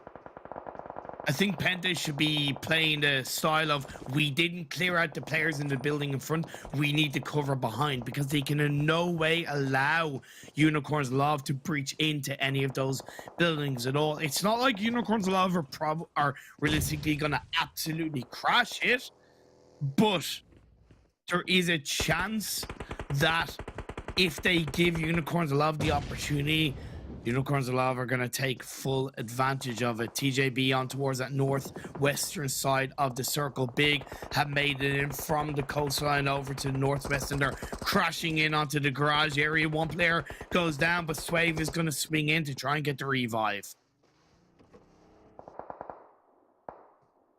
Oh my god. Eastern Stars in the meanwhile still up as a full squad in a very bold 2-2 split, I might add. They have to worry about FTY coming down from the radio tower. They've entered in 9 teams left, 29 players alive, while SWAT 69 continue to cover the center of the circle. Trying to hold in the middle there. Gonna be easy. They have some of the zone. They are going to look to try and And the get it on the thing next is- shift. Okay, all right. So the shift goes up to the northeast now. And SWAT 69 are going to have to move a little bit further in. The thing is, for Eastern Stars, they technically don't need to engage onto FTY. They can allow the likes of Giants, SWAT 69, even Unicorns Love on the other side engage on them. They can just focus on taking out the likes of TJB and Giants along the way. Doran, Kapahala, job done. Taking names there for Kapahala, the Warlord. Very, very nice to see for the Eastern Stars. They had a long road into this circle, but they're making it work now. FTY up the top of the hill, Oh, struggling to descend, wow. but a nade from the top rolls downhill, gathers no moss, and takes a hefty sway that of the Eastern Stars. Here comes the Unicorns of Love push on to the position from Penta. Nades in through the window. Manu is down. So is Daddy, though, for the Unicorns of Love. They are in this next circle. Are they going to have to fight off against the Eastern Stars and FTY Fallout as well? As it looks like the Eastern Stars might be able to res a couple here. I don't know if they're going to go for the res because the two players are down or the ones that are across the road. I said the Unicorns of Love, if you give them an inch, they're going to take them out against Penta, and Penta allowed Unicorns of Love to breach in on towards the side of these buildings. In come the Eastern Stars remnants as well as they try and move forward, but they just go down and out. It is all just too much to bear. And in come FTY starting to truck as Unicorns of Love start to suffer as well. Shinyo a little bit later to the party, but he's going to have oversight. The nades are booming across every door frame, through every windowsill. It's just such a cacophony. Everybody's suffering. Another nade lands underneath Daddy. Resnov the last to stand for the Unicorns of Love. FTY controlling the outside sightlines. And in the middle of it all, it's going to be Big across the way who are surviving through everything. A nade in. Is it cooked well? Looks like it's going to find the knock. And Manu falls for the Penta squad inside. But the thing is, Cowboy doesn't know the Unicorns Love players are still going strong. It grows in his hands and a pocket full of dreams. Muzi trying to deal with the molly swinging in through the side of the buildings. This is so vicarious. But FTY are continuing to control things as a duo. Moving around the sidelines, Manu has been knocked. I don't think Penta can go for this res here. Unicorns of Love very, very close. SWAT 69, they've been hidden away from this conflict for a while, but it's all Big right now as they have the better side of the roads. They have excellent sightlines onto all of these fights. SWAT 69, they do have a little bit of an up-ground perch, but Resnov starts to push around the outside, and Shinjo might just come into conflict. Why is it always Resnov and Icy that are left alive for the team, it feels? Icy, covering this team on his back. Most dangerous player in the squad and one of the most dangerous players across PMPL EU West. SWAT 69. They have to swing out from the buildings that they held down for the majority of this game. The north side shift puts Big in control. Unicorns of Love looking to push out towards FTY. Shinyo in direct conflict now. Resnov back into the smoke. Icy as well around the sidelines. And it's the Groza to bark straight into the faces of Unicorns of Love. It's going to give them the fear of God, and that's even more for them as well. It's going to burn them down and get that res off as well. That heal off, sorry, as FTY stay alive with 1 versus 2. But in comes Muzi into the fray with that close quarters.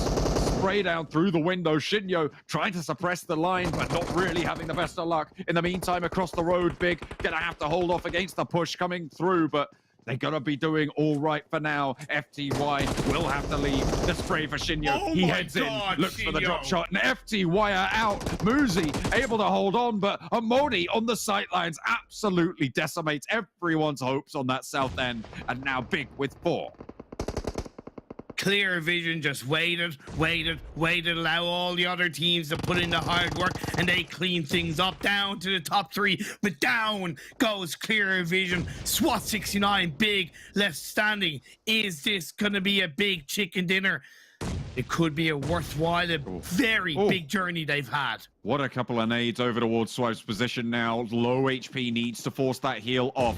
Mazzaro wants to suppress that line and give them some opportunities here. SWAT 69, this is their territory. This is home ground for them right now. This is where they drop.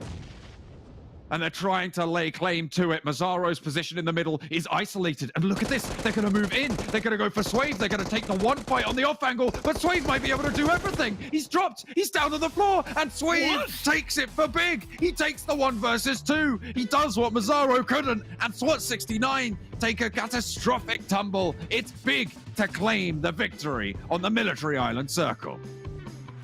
I will say that was a massively deserved chicken dinner from Big. They dropped in Severny, and if the proof wasn't in the pudding in that game, it is for everybody in terms of you don't always have to have the circles, how you play through. And yes, there was a couple of scary moments on the eastern side, but Big made a lot of calculated decisions, and in towards the late game they pushed in, they controlled the buildings that SWAT69 didn't have by the roadside, and they got the job done. It was 2v1 in the isolated movement. It shouldn't have been a big chicken dinner in that regard, right?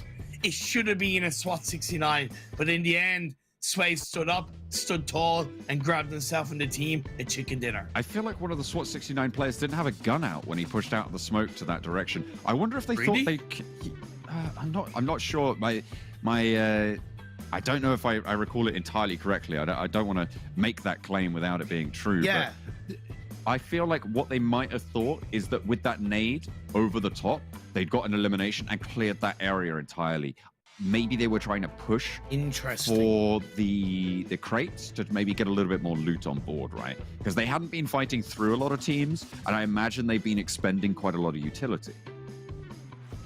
I think that second factor that you bring into play could be part of the reason why one of the, if you're right in your speculation, but at the end of the day, I still look at it as a bit of a choke. If that's the case, then you don't split either side, right? You push as a duo on that one side, and basically the one, if he has no ammo or no gun, he's the meat shield for the team, right? So that was, either way, I still look at it as a bit of a choke as we look at the round report. Swave, Kaleboy, FTY. This is 3 strong games in a row.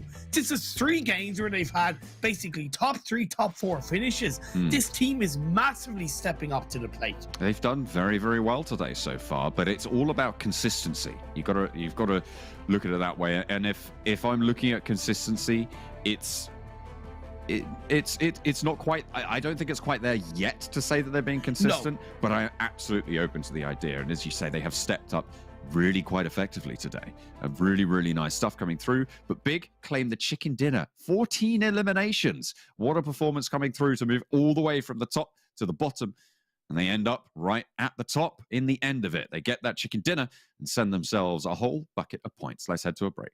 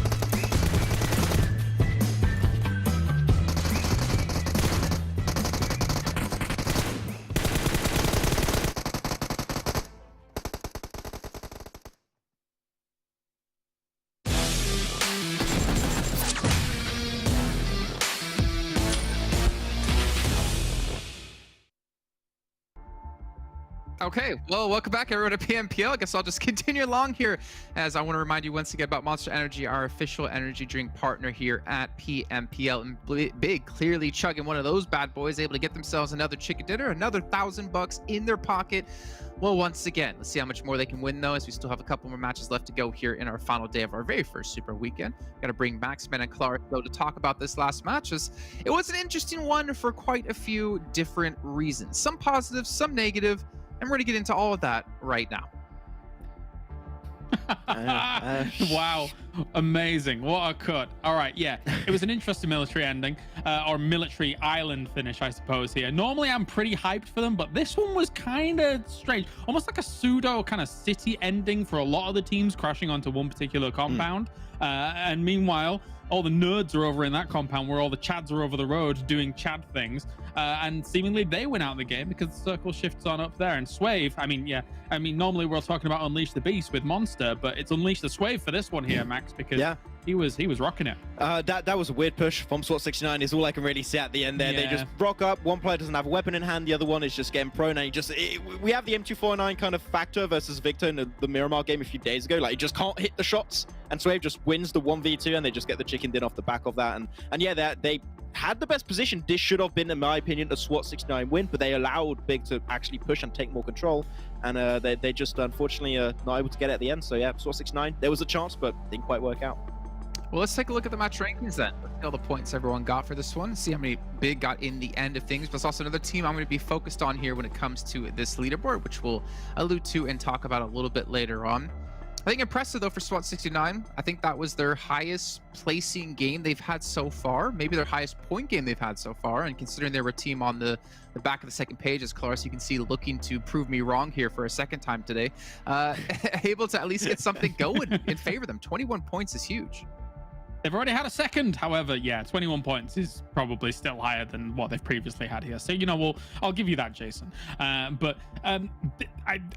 Max is saying, they probably could have approached that situation towards the end a little bit better, I think is fair to say. I said it whilst we were watching the game, right, Max? Given Big and SWAT69, if you just put those two teams in a vacuum, I'm betting on Big 9 times out of 10 in those moments, and Swave proved alone that he was able to do it. Yeah, able to hold down the fort as a 1v2. This is Big showing once again that they're one of the most aggressive team in the lobby. They're not scared to go for fights, even if they do not have the advantage. Reason why they were able to get the chicken dinner here at the end.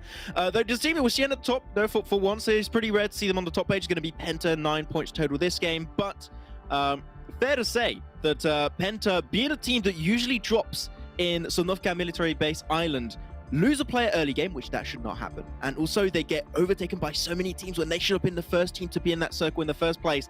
I need to see PENTA be a lot faster when the circles actually for once is in their favor. Yeah, this was just a little too slow in my eyes.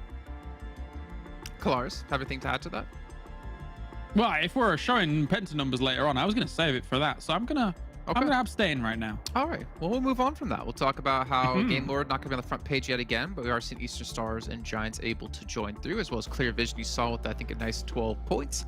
Going to the second page, Rescue. Max, I don't know what it is, but this team is not proving to be the team we saw on day one. They were the leader, if I'm not mistaken, or at least top 5 in the end of day one of League. Yeah. I mean, it's a completely different beast from that day one of League Play 1, right? This is not the Rescue that we saw at that point in time. And it's sad to say, because I know there's a lot of fans in the chat right now that are supporting Rescue every single day in the chat. We see you guys, don't worry about it. But unfortunately, Rescue has not been able to live up to the hype right now. They're out of position where I would almost say if they don't make it to the next Super Weekend, if they miss out on one Super Weekend, there's a very big chance they're not going to be able to make it to the League Finals. So Rescue need to be a lot more cautious in how they approach things, because how they play these games, it seems they're very hesitant. They're thinking, oh, should we go for the fight? Shouldn't we? I want to see a clear-cut decision-making made by this tier and just commit to that decision-making. Right now, it's just, I don't know who's doing the IGLing, but it just seems like decision-making is a little bit off right now for them. Okay, maybe a little bit of a learning curve for in-game leading then about how teams are playing, how they can adapt to the lobbies. But it is time now, Kalaris, for you to open the floodgates. PENTA, let's see their stats here in this last match. And Kalaris, just take it away. All right, scared, I think is fair to say about the playstyle that we're seeing from them here in this game. I mean, admittedly, once you're in the building that they were in, and they are effectively had 3 teams locking them down around this building, I sort of understand the apprehensiveness about making any moves whatsoever. But they kind of got themselves in this position to begin with, and it's kind of, yeah. I mean, Max was alluding to it earlier, right? When you're looking at how they're playing Military Island, when we were waiting for this moment, a Military Island finish, to see what PENTA was going to do, considering the dropping down in that military base. So they took the hills north of military base, which makes some sense. But just as the circles are shifting, I'm expecting a little bit more proactiveness out of this team, right? There's no reason they couldn't have taken something like Radar Tower, for example, which was south of their eventual demise position, to kind of have that little bit of leverage over the other teams around them. Yeah. So I think maybe just some more proactiveness when we're seeing these military finishes would, be nice to see for PENTA or military. Yeah. I mean, actually, it was FTY, if I'm not mistaken, that took Radar Tower. That was a team that had to cross from the mainland onto Sanhok Island to then take that position, whereas PENTA didn't have to do that. So I do think that in circles where you do have the advantage, PENTA just need to be a lot faster in how they approach these circle shifts. So yeah, I mean, hopefully this is the first time that we do actually have a proper Sanhok Island military base, so they can take this as a learning opportunity. Because if we see this happen twice in a row for their drop location, I'm going to be a bit disappointed here. Well, what about the compound they were holding at the end, though? There was 3 teams around them, and they just kind of sat inside the room and just hoped no one would ever actually push into one of the rooms or look for a firefight. I mean, it seems like they were playing a little bit scared, maybe unsure of how to play the situation out, or maybe kind of similar to what we see on Sanhok of just trying to play for those placement points. Yeah, the issue is once the circle narrows down on that spot and you are kind of every single member in that building. Of course, bear in mind, they only had 3 for a long time in this game. Unfortunately, Duos fell pretty early in the game, so that already limits your opportunities anyway. But 3 in that building alone, when you're surrounded like that, I'm not sure what you can do. I do understand them just kind of chilling, but yeah, don't get yourself there, I think. Yeah. I think the only way to escape that situation is if you have utility, but they used it already so early at the start of that fight. So without utility, them not moving, I can understand it. There's no other great option available for them. It's just a hard situation to deal with as a whole. Okay. Well, you know what? We're actually past the halfway point of the day. We were going to maybe take a look at Big, but instead I'd rather actually use the time we have remaining to talk about the overall standings and see if we've had any major switch-ups coming into the start of the day until now. Obviously, we've had some good victories for Game Lord yet again, which may be lengthening their lead up against Eastern Stars a little bit further, but it's only 9-point difference. But there is a massive gap developing, though, between 2nd and 3rd place. We're almost 30-point difference between these 2 positions. Yeah, that is Game Lord Eastern Stars, right? These are the 2 big hitters that coming into this tournament that we expected to do extremely well. And already for one Super Weekend, we're not even done with this Super Weekend yet, the first Super Weekend of this tournament, and we still have 4 chicken dinners for Game Lord. That means they would have got almost every single chicken dinner in one day of play, which is mental to think about when it's only 13 games played. So, and yeah, I'm not surprised to see this big of a gap already being created. They're already making their way into qualifying for the league finals. That's great, but we also do not know really how the race to PMGC is going to really work out. But if it's somewhat similar to last season, Game Lord Eastern Stars, they are looking set when it comes to securing a potential spot in that tournament. And didn't it come down to those 2 as well last time around? It was Unicorns of Love versus Eastern Stars. Yes. Yeah. Correct. Well, looking down the list here, it does drop off again a little bit, about 30 points between 4th and 8th place, as we see TJB rounding things out right there. Beyond that, nothing really too crazy on this front page. I mean, we are seeing Game Lord with a lot of placement points. That's what's expected when you have 4 chicken dinners. I'm slightly surprised that TJB is an 8. I thought maybe they would be a little bit lower. So they are still kind of coasting and getting those middle of the road results. But again, we're super critical of that team because we think that they can be top 3 as opposed to top 8, right? So yeah, definitely. I can see here on the second page, PENTA's still gonna be round out the bottom. However, they bumped themselves up to 38 points. So in 10-point reach of Shockwave here, and then RESQ up at 53. So we're seeing a couple of points being picked up here or there from the bottom of the table, but we're still seeing some big differences, like at 9th, 10th, maybe 11th place further on down from there. The lead does start to grow for some teams. But again, it's just the first Super Week. We still have 2 matches left to come today. We'll take a look at the schedule to remind you what's coming up next and what will be the final match of the day. And again, like every Super Weekend, Sanhok, then Erangel. But my question to you 2 gentlemen is, before we do go to our casters very quickly, who's going to win Sanhok? Go, Max. I'm going to say, I want to see TJB get a win. So we'll see if it goes well. Okay, James. He's fallen into the heel trap. Okay. They're going to get second or third. I'll Probably. go with big. I think they're great. Okay, well, let's head over to our commentators here to kick off match number 4. Well, hey, last time around on Sanhok, we saw FTY try and heal out for as long as possible. I think it was Addis there getting pretty deep into the game. But this time around, hopefully, we'll be seeing a little bit more action in the middles of those circles. It was a Southwest Island finish last time. We don't see that usually. Southwest? I thought it was northwest. On the Yesterday, on the mountains. Yes. No, it was a Southwest Island. Was it? No, I don't think I've imagined that. It was the Pretty northwest sure. island. No. It's Southwest for sure. Are you sure about that? Yeah, for sure. 100%. 100%. Yeah. Okay. Yeah, Max has the receipts. He's already popped them in the chat. But my yeah, God. absolutely, it was the My Southwest brain. Island finish. It came through. Day one. I staked up 10 cans of Monster that it was going to be a Southwest Only Island 10. finish. You were What? so 10 sure. 10 You should have done at least 100. It was 10 to 1. cans It was there. 10 to 1, right? That it was going to be a Southern Island, Southwest Island finish. I remember it like it was yesterday because you know what, Blank? It was. Okay, well, you know, my brain scattered. Players also scattered around the map here on Sanhok. We'll see where exactly they do end up. And if we get, that Northwest Island finish, because, if we go to Southwest, you got to have Northwest after that. That's just how things work. It's how they play out. Bit of an awkward playing path in terms of getting over towards that Northwest and Southwest side. We'll see if Romanian Men drop on top of the Super Young roster again. I doubt it's going to happen, but maybe. I do agree with Claris putting your money on big. I think they've been having a good day today. And to be honest with you, Sanhok is one of their strongest maps. Oh, dear me. Right, well, we've had Southwest, we had Northwest, so now we're going to have Northeast. That's fair play. And then we will finish next week on Super Weekend Day 1 on Southeast after that. So that's just how it's going to have to play out. Hamodi with 4,392 here on Sanhok. That is a lot of damage from Clear Vision. Many damage. Much. Many damage. Ooh, yeah. Very good. Excellent to be able to post those numbers, Blank. At the moment, very, very spread out. The closest engagement is right up at the top there. You can see Clear Vision. Actually, I take that back. Look at camp over towards the northwestern island. You've got a lot of players there, and even more on Ruins. It's a challenge for Super Young roster and for Romanian Men. At the moment, Sarah finds somebody, gets that flush as well. Very strong position at the moment for Sarah. Not really a lot that Super Young roster can do about it, especially without the utility earlier on. The issue is that Sarah only really has effective sightlines on a couple of positions, and Super Young roster, they're not going to step into them again. Yeah, I mean, this happened before, and I was wondering if it was happening again, and it did. Alendo this time much closer, but doesn't really matter too much considering Super Young roster's already taken a knock. You've got the Kachunka in the hands of Ali. Basically, I'm getting very similar vibes to day one. It's pretty much the exact same thing going down in this case. The only difference is Alendo's no longer on the cliffside and has come into closer range much sooner, because I think they were expecting this. But Super Young roster losing a player early on like this, not ideal. I think both teams kind of ripped each other apart that last time. In the meantime, RESQ taking a fight versus Eastern Stars. Yeah, down to 61 players already.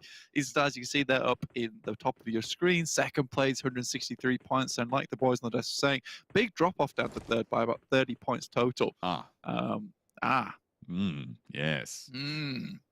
Okay. Right then. Well, that has gone wrong. That's so not... we'll have to... That is not supposed to happen. I'm pretty sure that's not supposed to happen. If my experience in PUBG Mobile has taught me anything. But that's probably quite good news for Super Young roster to be able to think, you know what? Let's not go to Ruins this time. Maybe we'll just not. We'll go somewhere else trying to figure something else out. It's a chance. It's a chance, right? Yeah, I mean, if I'm Super Young roster, I don't go there again. Like, I've been losing players left, right, and center over in Ruins. And to be honest with you, I know the Romanian Men are just going to take it up again. Like, I don't know. It's rough. And I think Romanian Men taking the high ground in Ruins tends to work out well for them. Before, it didn't work out so well because they were left high and dry on the top side after they lost a player first. I would just not do it, if I was one of those. Maybe we won't see anyone in Ruins, actually. That would be the best turnout for after this. Yeah, well, I mean, it would certainly be interesting, right? Where else are they going to go? Where else are they going to challenge coming through? Don't know why the lobby had to be restarted, but it will have to be moving into this Sanhok game. Thinking about, you know, where a lot of those teams were dropping, it looked very, very spread out, right, over a lot of that island, and in general, that's kind of what you expect to see. I was surprised to see so many teams actually going so close to one another. I think we had about 3 to 4 essentially hot drops at the start of that game. Yeah, I'm fighting a sneeze right now, Okay, dude. go I'm for sorry. it. Go for it. Yeah, no, Go for it, I'm not man. going for that sneeze. Like, It's I the am Sanhok battling sneeze. it. Woo! Bring it out. No, Bring it out dude, to play. no. Oh, you passed it. I'm winning. I'm winning this battle. I've not quite won the battle, but ooh, keep going. Oh, is it coming back? Blank's going really back. fighting. He's folding the lips in. He's folding the lips in to try and stop it from coming out. He's fighting. Oh, who's that? He's giving the fringe a little bobber around as he is seemingly over the hump. A little bit of a swab of the nose there to try and move the itch, but it's not going away, is it? It's coming back. Look at that face. No, stop it. Stop Look it. at that face. It was just leaving. Sneeze. Do it. I Sneeze. refuse. I refuse to sneeze. Sneeze right now. Do it. Ugh. Oh, you know what? Ooh. I respect the hustle. I think I've survived. Do you think? That was good sneezing commentary right there, John. I appreciate that. Yeah, the players were all over the place on so it was very spread out. I think the one little hot drop we had was your boy Super Young Roster versus Romanian Men. That didn't go too well for them, but I think realistically, again, like I said, I don't know if either of those teams are going to drop into there anymore. So that would be my favorite result out of this, to be honest with you. But Big, I think that they are probably the most dominant team on Sanhok at the moment in terms of like actual team fighting capability. I think we've seen a lot of other teams like start to incorporate the Nigma Galaxy strat of the heal off. You know, you were talking about Addis from FTY. Makes sense. You know, you get some typical points there. But I will still say that Big at the top when it comes to, you know, actually just playing the game like the way it's meant to be played, you know? Absolutely. I mean, it's seemingly going swimmingly. Oh, is it back? I can see you. I can see you. You can't fool me. I can see as soon as it's a certain face you make, you just go. I know it's serious. Yeah, it's. I don't know why it will leave me alone. It's, like, it's a problem. Just go it's for a the real sneeze. Do it. It's a real Just do it. tickler. Why don't you? I Just do can't it, now. I'm like on the There's too much brink. I'm pressure. on the edge. There's yeah. too much pressure. That's fair. Too many people are watching, so I can't. Yeah, sorry. I apologize. That's all right. That's all right. Yeah. It happens. It happens to the best of us. I'll get it out of you by the end of it. By the end of the game. No, you won't. I'm pretty sure I will. Okay, fair I'm enough, mate. I If am a you hear determined like boy. if you hear a terrible noise during the broadcast, don't worry, it's just me.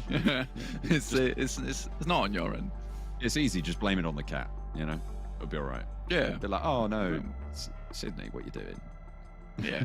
Sydney does sneeze from time to time. Anyway, enough about my cat. What the hell, man? I mean, if we're talking about pause, we're still on the big mindset, right? With the big pause in the logo, and we get practically the same playing path, just on the other side of the map. This was originally on the eastern side, now it's on the western side. So this kind of feels like Sanhok's like, ooh, tricked you, you know? But it's not that much. It's not that much tricking going on. This time, though, we will get to see where the two guys from Super Young Roster and also Romanian Men go to. Game Lord also still in the ship, but, you know, they'll be heading up towards that north side of the map, right? Heading out of the plane, or the ship, as I just called it. I mean, I don't... Also, this is really starting out, like, terribly with the sneeze. I think the sneeze has really thrown me off. It's all right. You'll go back to it. But look at this. Look at the drops. On top of the ruins, what are we seeing here? 4 Romanian Men, just a touch southwest there. Just a touch. Yeah, just a touch. You know, it's no. I mean, this is actually brilliant because this has worked out in our favor massively.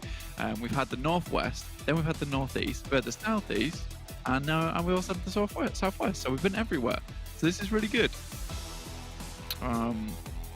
Looking at this map, though, I'm just reading a little message from Kalaris, and it specifically says here, don't say I said it if you say this. So I'm not going to say it at all, actually. But he was just explaining about how, you know, this ruins drop is a good drop. Yeah, absolutely. Well, when someone says don't say it, I'm like, I have to say it now. We've got to say it, right? We've got to. Yeah. That's also not what he said. You know what? I'm just going to. I paraphrase. Yeah. Do you want to just read it out? The James Kilaris Carroll has said to us, colon. He said, open quotation mark. The split drop to the west/south of ruins is a totally good drop spot, and in all caps, potentially gives you the opportunity to hold ruins teams from transitioning. Okay, that's what that says. I said I had train spotting in my head, and then open brackets. Don't say I said it if you say this. Close brackets. Close brackets. Yeah. And then there's just 3 elephants afterwards. Not sure what those emojis were there for, but we'll take them anyway. You know, respect. I think it might be in the in relation to the elephant statue. Of course, it all makes sense. We're just really, today we are just lining up those red dots easily. So good from me and you, John. I think we've perfectly handled the start of this game. Game Lord here. Game Lord on a mega split. Now, we've seen this kind of split before from the Infinity. You know, taking a load of control on that northern side has worked out well before for other teams. I think when it starts to no longer work out so well, is when teams push up further towards the north side, right? That's when issues start to occur. But if you can comfortably hold this down all to yourself, it gives you so much control of the map. And I think when you look at PMGC, there's more teams that head up towards Mong Nai and the eastern side of that map towards Camp Bravo. So I think that right now, Game Lord's in a really good spot. They are, on the other hand, moving in towards a position where one of the players from Clear Vision is playing. So we'll see how that turns out. Right now, I imagine he is just playing the silent approach. But will it be deadly? That's the question. No. There's one player. I mean, there's like 3 of them. So they're taking the Penta strategy of just being silent and not being deadly, just doing nothing. Yeah. Okay. I like You're hitting a double whammy at least. So Absolutely. There you go. That's fair. Thank you. I think looking at the rest of this map, though, I don't think we're going to see too much major transitions until maybe phase 2 at the moment, because it does encompass a lot of the map, and the guys in the Northwest Island, they're completely chilled out. I mean, Big, maybe going to scout towards East, see what they're doing, what they're playing at. Eastern Stars, on the other hand, they're just going to keep looting up Hatin and then the compounds towards the south side. Capella and Swave are going to meet up, though, you know, for a cheeky little picnic on that northern coast. Hopefully it's not. It is friendly and it's not too aggressive. You see, there we go. I don't see that happening, though. That's the thing. Kapahala will remove himself from the ant-ridden picnic there. Don't want to be getting bitten anytime soon. Big. Yeah, I like that. Push them back. And they're going to have to leave this northwestern island, so you don't need to fight for this territory. Exactly. That was quite sweet, though. Like, both of these guys are both making the exact same scouting route. Swave does take the damage, but Kapahala and Swave both leave. And they're like, well, Eastern Stars are up there. And the Eastern Stars are like, bigger are down there. So it's a mutual thing going on between these two teams. But like you said, they just need to loot up. Like, eventually they're going to leave. This is why I say things aren't going to really happen until phase 2, phase 3, because so much of this area is easy to get into. Like, it's not hard, and most teams are already in. Like I said, there's hardly any teams in Mong Nai or in these northern compounds, practically all held by Game Lord at this point in time. They've got so long to loot up here, John. Penta moving as a ball in central circle areas as well. They're just going to get up to the top of this hillside. Looks like they're fairly well looted here. Should be pretty cushy for the time being. Going forwards, they'll be just about all right. Looking at where those drops over, just checking in with that Super Young roster for Romanian Men drop.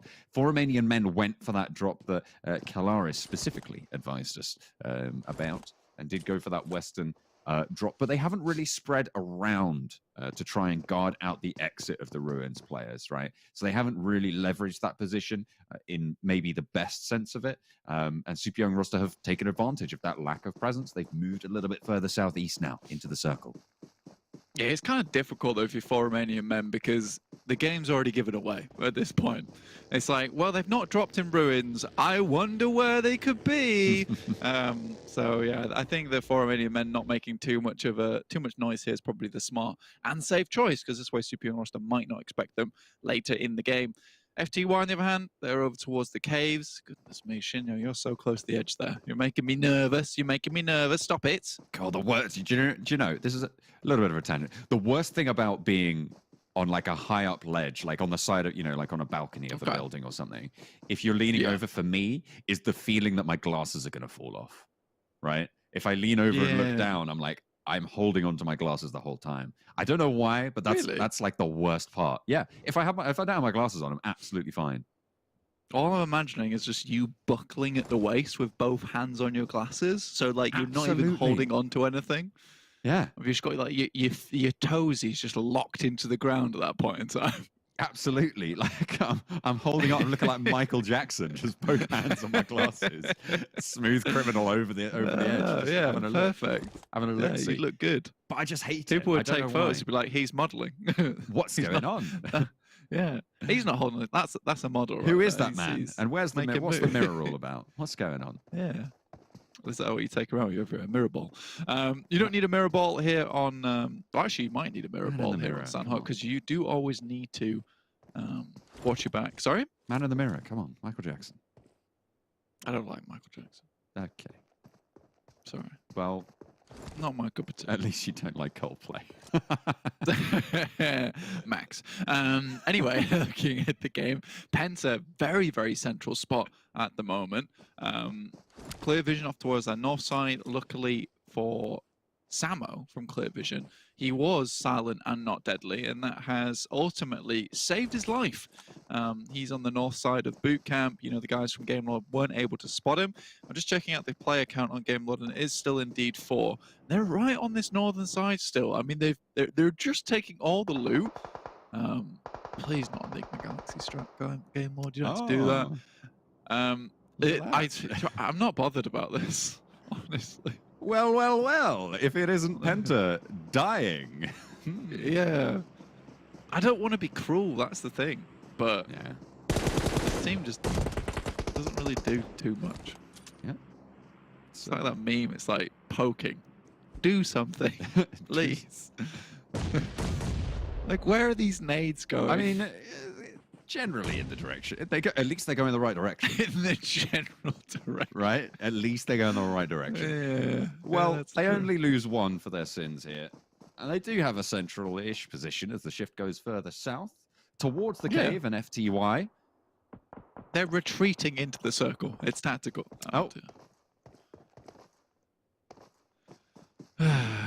Anyway, I would like to not watch this team anymore. So if we can switch to a different team, that would be fantastic. Unicorn to Love on the west side of the quarry. West-east problem there. The west side of the quarry at the moment is actually a really good spot. I like this area because, it gives you free reign over the majority of teams coming in from that southwest side, which is beautiful stuff.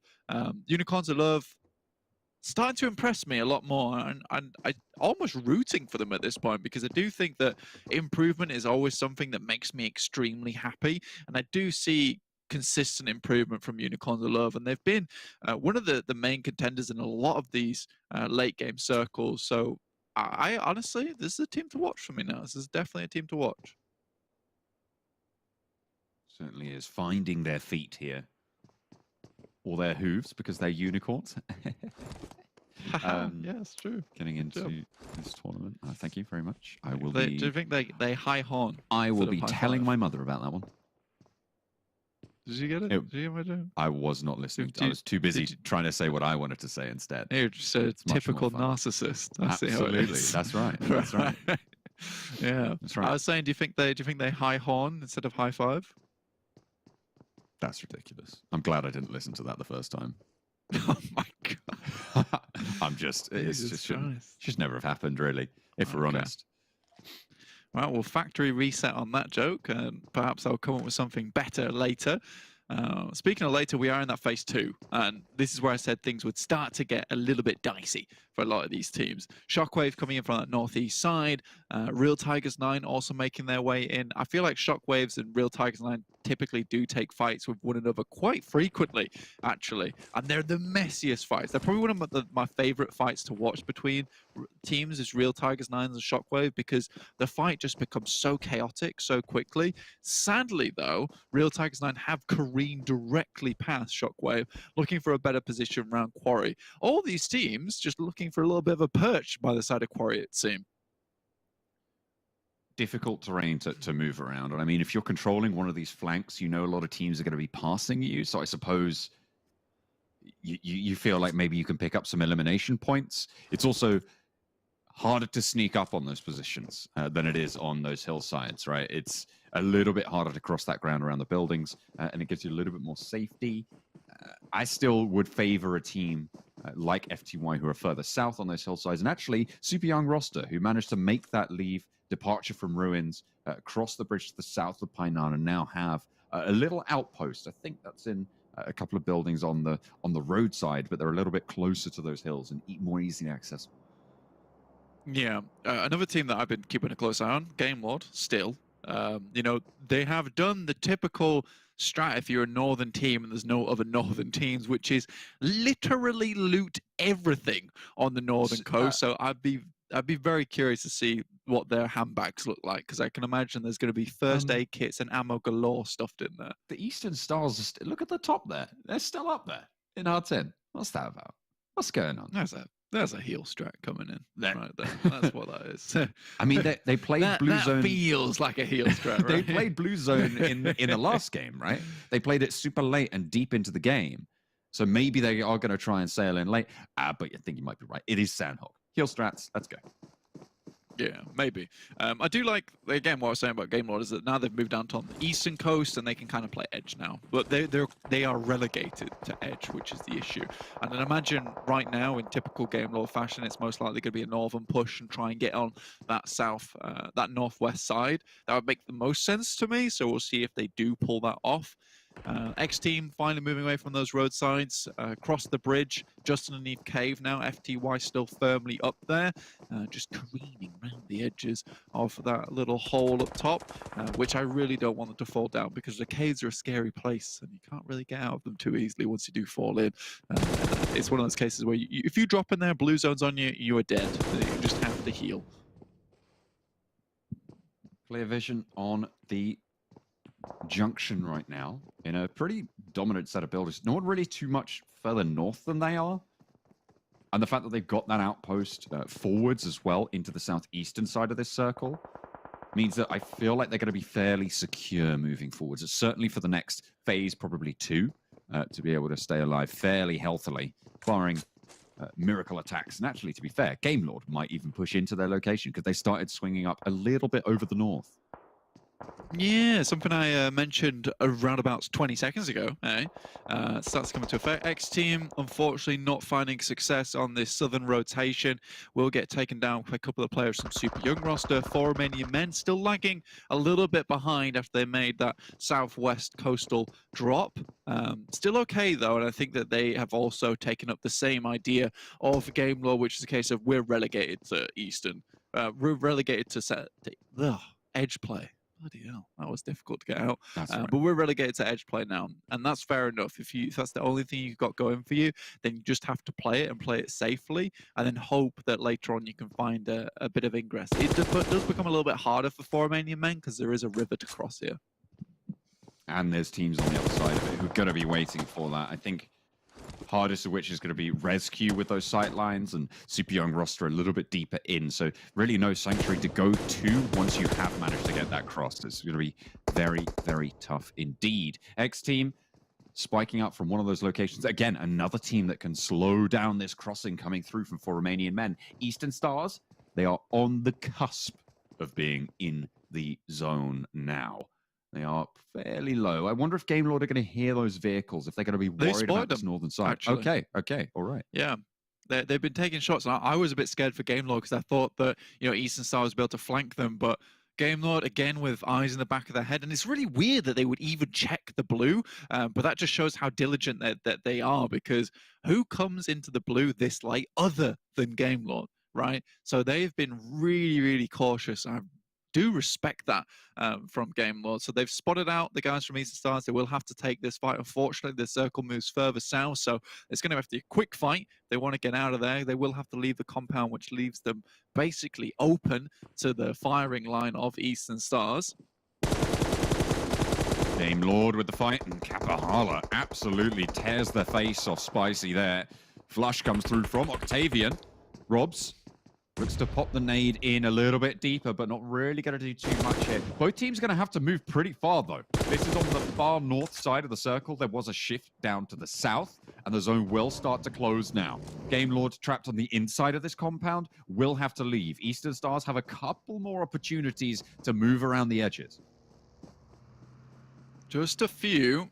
But like we were saying before, I think we've both picked up on it now, which is a case of they're far from the circle, and they'll have to get a giddy up, to be honest with you, to get into this circle itself, because it's very, very far down towards that south side. Cave still within it, FTY there. Super Young roster with that compound, though, right on the edge of the river crossing, having a fantastic time for themselves. They're taking out players left, right, and center. FTY suddenly using that high ground to advantage, taking out players from Tongjiabao who are moving in from that south side, just underneath Cave.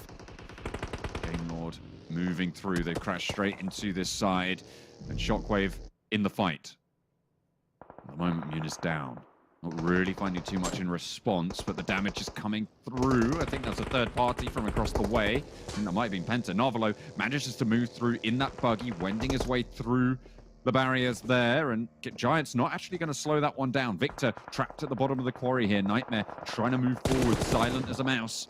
But Victor gets that flush. Shockwave falling apart in a 180, not quite able to hit that. It's too high on the elevation. Nightmare looks for the flush as well, but it's spoiled. Okay, across the way, Giants chime in. Especially Robs picked up that final player, so from Game Lord, really supporting this team, so it's very well played. And I'll agree with you, Giants just really aren't chiming into any of these fights so far. So although they have very commanding position up on that watchtower, they're really not capitalizing on that spot whatsoever. But I think that they're just making sure they stay in this circle as long as possible, considering they're right on this eastern edge. They don't want to make too many risky moves this early on into the game, and it is still early on into the game. You know, 45 players still alive, 14 teams still up and running. You know, you do have to be careful this. FTY though, right streaker thing. Addis hits a massive nade over towards Real Tigers 9, and I believe that's the majority of the team now out. There's still some players on the floor, so FTY want to clear them out. Eastern Stars do find Octavian in that center, that compound. I think it's the last compound available, but I imagine he's going to be shunted out by one of these teams with more players on board. I think almost all of the quarry teams have taken heavy hits here. Unicorns of Love, probably the only remnants, and they were in these sets of buildings before. They can start to move forwards, and now they're onto Octavian's position. You take a look at that. Resnov falls down to Octavian's UMP. And he's going to look for more as well. Daddy, hang on a minute.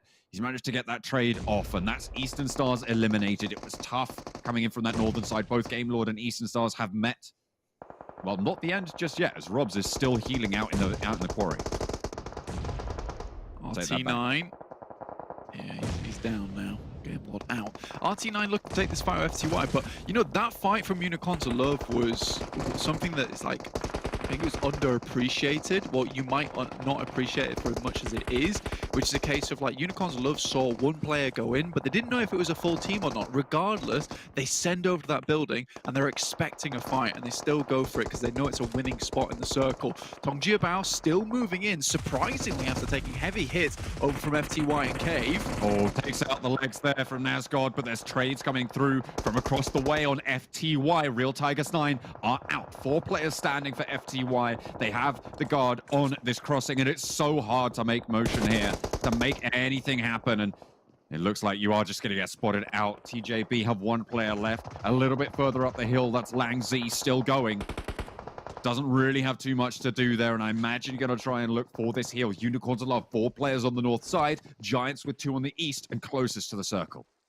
Super Young roster with that extremely strong position on the southwest side were just cut to ribbons by the players from Clear Vision.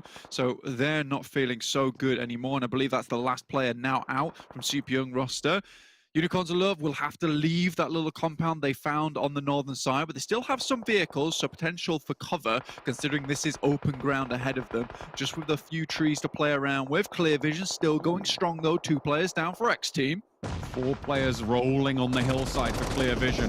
There is one more further down, and they are just going to clear on out XTEAM on that western edge. They move forwards. They're going to have to contend with FTY closest. Unicorns are love to the north, and Giants are feeling the brunt of a lot of barrels pointed their way as well.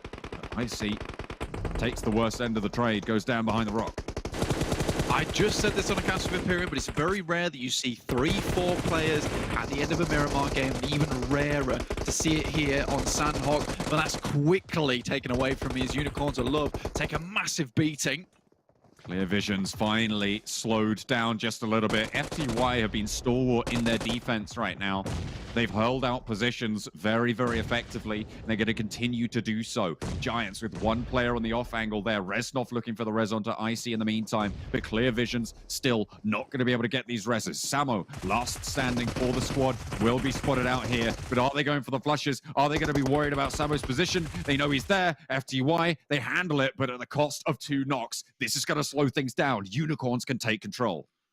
Yeah, this gives an opportunity for Unicorns to get back up on their feet, and with FTY outside, right on the edge of the blue, you know, this is really scary now as the blue is starting to move in. It's very doubtful, I think, for FTY to get any of these players up. Addis can't really heal. He's going to be taken down on his knee, and that fight there was so critical that it had to end early for FTY, and now it's looking like a Unicorns of Love game, specifically because they prioritize getting a position within the circle. Langzy is healing there. You can see him on the forefront of your screens. I think he's out of meds. He's just looking for some shots to try and get someone down, but TJB out in 4th. Now it's just the 3 teams remaining close to the circle. Icy drops off some supplies there in the wings. Maybe waiting for a heal, or maybe just trying to get rid of that backpack. The vision a little bit better. Nox using any bit of cover that he can find. Another first aid for Ulysses, as I think this is going to be the end of Ulysses there. Resnov swings to the other side of the rock. Yeah, this is very odd the way all these teams are playing. Nades are going over the top right now. Icy's just trying to send them as far as he can over towards Nox's side. That one looks at least a little closer, but not quite close enough. Smoke's in there. 2 players for Unicorns, but Ulysses creeping the way out. Very little meds. Only a 1st level helmet as well. For Ulysses, for Giants. Are they worried about this angle? Do they know he's there? I don't think they do. Okay, finally they spot it. The arm comes over and they deal with it. 2 players still standing for Unicorns now against the 1 from FTY. Unicorns of Love, you said that you love to see how they've improved, and this would be an excellent mark of that progress. Icy, the new addition to the roster for the Unicorns of Love. And they are going to find Nox. They shut it down, and a chicken dinner on Sanhok. That's a nice push out as well from IC, just a quick, swift sidestep, instantly spots the player and will bring him to his knees. So really, really well done to Unicorns of Love. Love that game overall. Western control in Quarry, move out, take a couple of knocks, and then regroup, reassess the situation. This is that careful, structured play that I'm liking from Unicorns of Love so far. I mean, they're really taking time to think about what they want to do, how they want to approach things. And I don't think it's a case of like, you know, we were having polar opposites with Unicorns of Love where all the players would go down all at once. But at the moment, yes, you maybe have 3 players still left alive for Unicorns of Love, but they certainly can still put up numbers towards the end of the game, which is great to see, and I'm happy with it. For sure, absolutely. I mean, they held on that Quarry side and they leveraged their position. Absolutely what you want to see. Only 6 eliminations though, and to be fair, I think that's indicative of being a team in that sort of position, right? They did play, I think, fairly well in those later circles. FTY really had control of them until they had to descend from that mountainside, right? Yeah, I think FTY on that cave spot was really nice, but the fact they weren't able to finish Tongjia Bao came back to bite them because they weren't able to leave that compound as easily as they would have liked in the late game, specifically because Tongjia Bao came knocking. So it is one of those things where it's like you really do wish that you had sorted something out earlier. We're going to head to the round report next. Icy's going to be there. No, he's not. Oh my god, I really expected Icy to be there, but it's Hamodi from Clear Vision with highest damage of 682. And this is Sanhok numbers, right? I think 8 eliminations. Yeah, maybe it's not a lot for Sanhok, but if you can get that 15-pointer on Sanhok, it's really, really good. I think it's just a nice bumper to your points overall. I think it was 6, wasn't it, for Unicorns of Love? I think it was only 6 eliminations. I think it might have been only 6, but that's still fair play. I think so. Yeah, absolutely. I mean, it's all about just grabbing points wherever you can find them. And even if you're getting 21 points on a game, that's really pretty good. And Unicorns of Love, you know what? They take those. They absolutely do. Well, we're going to head to a short break and head back over to the Coldplay Enjoyer and his begrudging chums.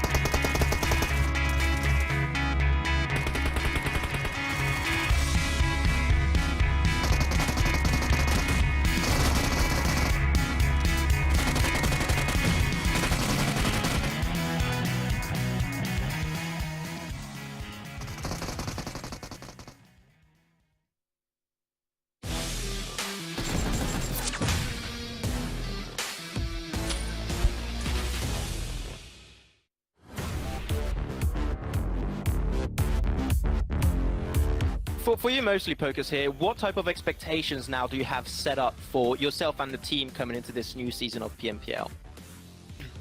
So we're expecting to be in the top 3. That's for sure. And we want to win this PMPL because the last first season we become really close, and we're expecting to be top 3, top 1. But as I say, we not really work hard to be top 1. So if we're not top 1, I guess I'm not gonna be disappointed because we didn't really work hard. So okay. And do you have any maybe goals and ambitions for anything maybe further than PMPL, like maybe the European Championship or PMGC, like many? Of course, all players have the dream to play PMGC. So we're gonna try our best to play PMGC and put the Giants name in the top. Okay. And before we do close off this interview, I also wanted to know what kind of preparations have you and the team of Giants Gaming went through to prepare a little bit better for this season compared to last one? For this season, new season, we make some changes. As I say, like we getting.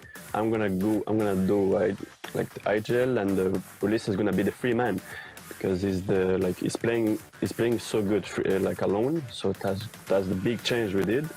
And the change is we're practicing. We're trying to like fight a lot in the edge of zone, and when we have to go in the middle of the zone, we're just sending out and just trying to clean our side. Okay, great to hear. We'll see if that's going to work out for you guys in the PMPL itself. But that's going to be it for me. Thanks so much, Pocus. But I want to give you a quick opportunity right now to maybe say something to the Giants Gaming fans out there that have been supporting you from last season, hopefully into this season once again. What would you say to all the fans out there? I want to say thanks for the support and thanks for all message that I'm surviving in Instagram and the Instagram of the team. And keep supporting us. And I guess this season we're not disappointing you guys. And thanks a lot. I can say something in Spanish maybe. Yeah, sure. Muchas gracias a todos los fans de España y que nos están mirando también de Latinoamérica. Y pues seguir así dándonos esa fuerza en el chat y soportándonos diciendo, o sea, aunque sean mensajes de un corazón o de Giants corazón, eso nos viene en el corazón y muchas gracias. All I can say to that is muy bien. Thank you so much, Pokers, for this interview, and best of luck going into the PMPL. Thank you.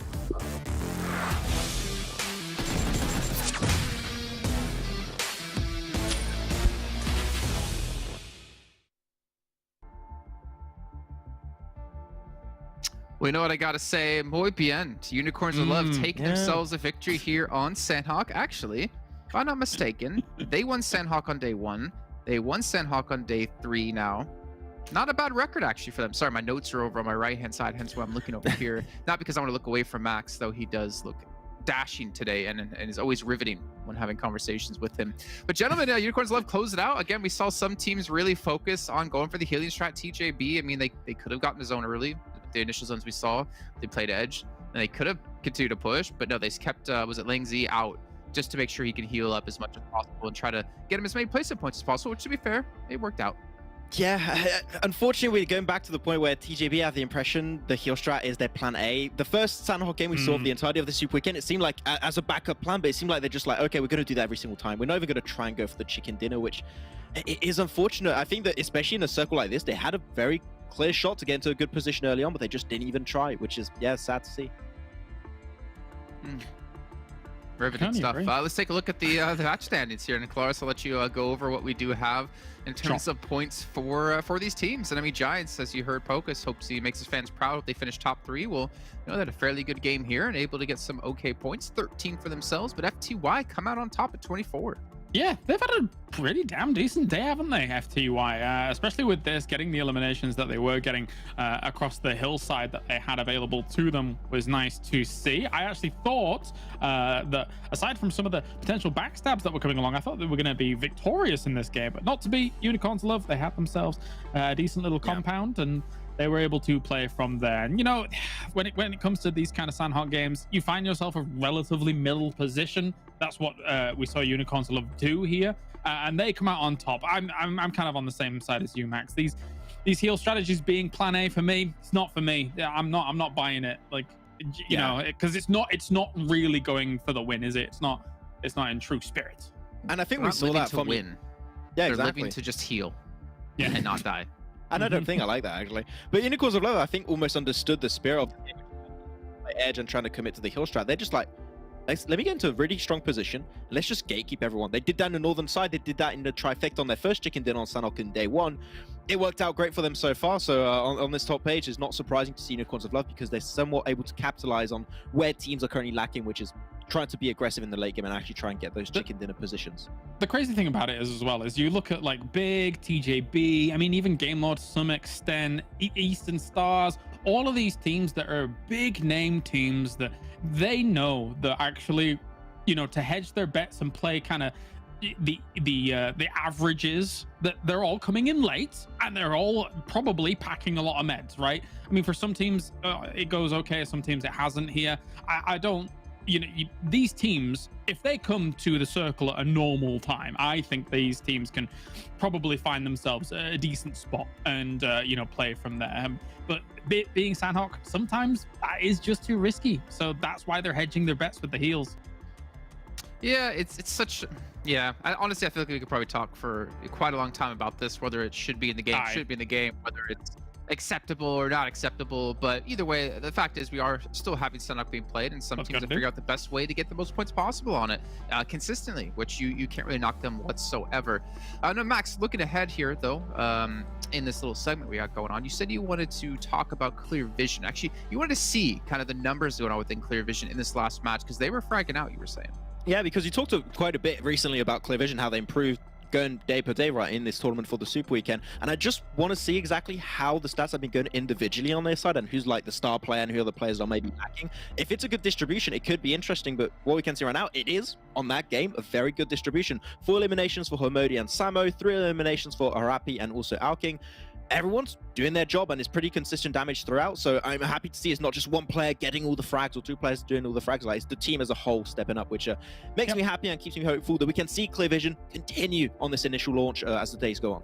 And they're playing Sanhok in kind of the find yourself that middle compound like we were talking about. And then once the circle shifted away from there, okay, it's crisis management time. Let's start moving through these hills in these kind of close combat environments. And then from there on out, see what we can get done. And eliminations wise, they're able to do it. Really, really nice points coming in for them. Yeah. I wonder if this is a team that's just going to continue to get better. I feel like the first couple of days, you know, they weren't terrible. They weren't great. I feel like maybe we overhyped them at some points when we saw them fairly early on. But they've just, I don't know, Hamodi on the team has been really a staple for them. They've been continue to play around him, and we can see as you know, his other two players or three players able to kind of keep up in terms of damage and eliminations. It makes them a very formidable team. And as we talked about, like, we have our staples in Western Europe and PMPL. You have your Game Lords, your Houston Stars, your big. You know, maybe this could become a new staple considering they're able to challenge out against the likes of them so often. Yeah, and being a team that doesn't have that much experience in, well, that actually doesn't have any experience in PMPL Western Europe, right? It's great to see them actually do this good of a result this early on in their PMPL Western Europe adventure. So as I keep saying, right, this team that I think the more time you give them, the better they can get. Is this a team that's going to make it into the championship and perform there? Maybe not, but you know what? Still got more seasons. We've got the full split at the end of this year, so if they come back into that one, they're a big shot, big performance at the end. All right, well, we do have Erangel coming up next, so we actually wanted to maybe take a look at like the average stats when it comes to this map within some teams. And you would assume, you know, looking at this or thinking before you see the graphic, oh, you know, Game Lord should be extremely high, which to be fair, they are.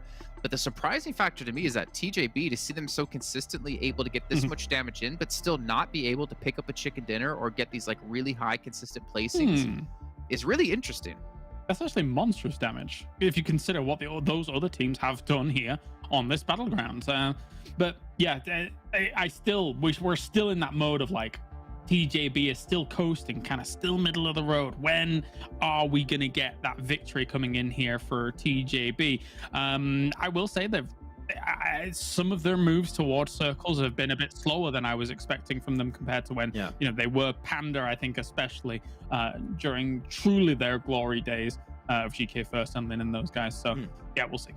I think the word you used, Jason, describes really well what TJB are going through right now. They're just cruising through. They're not getting super good results. They're not getting any really bad results per se. They're just getting a decent average amount of points every single game, and it's just enough to allow them to make it into the top 16. Because at the end of the day, you want to make it top 16. But I think someone needs to remind you that every chicken is worth $1,000, right? I think that's something that's worth mentioning. I think TJB might have. We'll see if they can try and get a few chicken dinners, hopefully today and in the days to come. I wonder at what point do we stop saying they're cruising and it's just kind of this is their peak now. I mean, we have to keep in mind it is a little bit of a different roster, right? The thing is that when you look at those numbers, it's just damage. It's clearly damage for damage's sake, almost not like intentional damage in order to be able to get the knock and then the elimination, right? Other teams have done less damage but got themselves more elimination. So you might be able to shoot at things, but unless you can follow up on some of that damage, that's why I think cruising, because you can just shoot at things and not have a plan after it. Yeah. All right, well, I believe it is time to head to our commentators. Since you can see the next map is going to kick off in about 4 seconds time. So let's head over to Blank and Imperium to round out the day.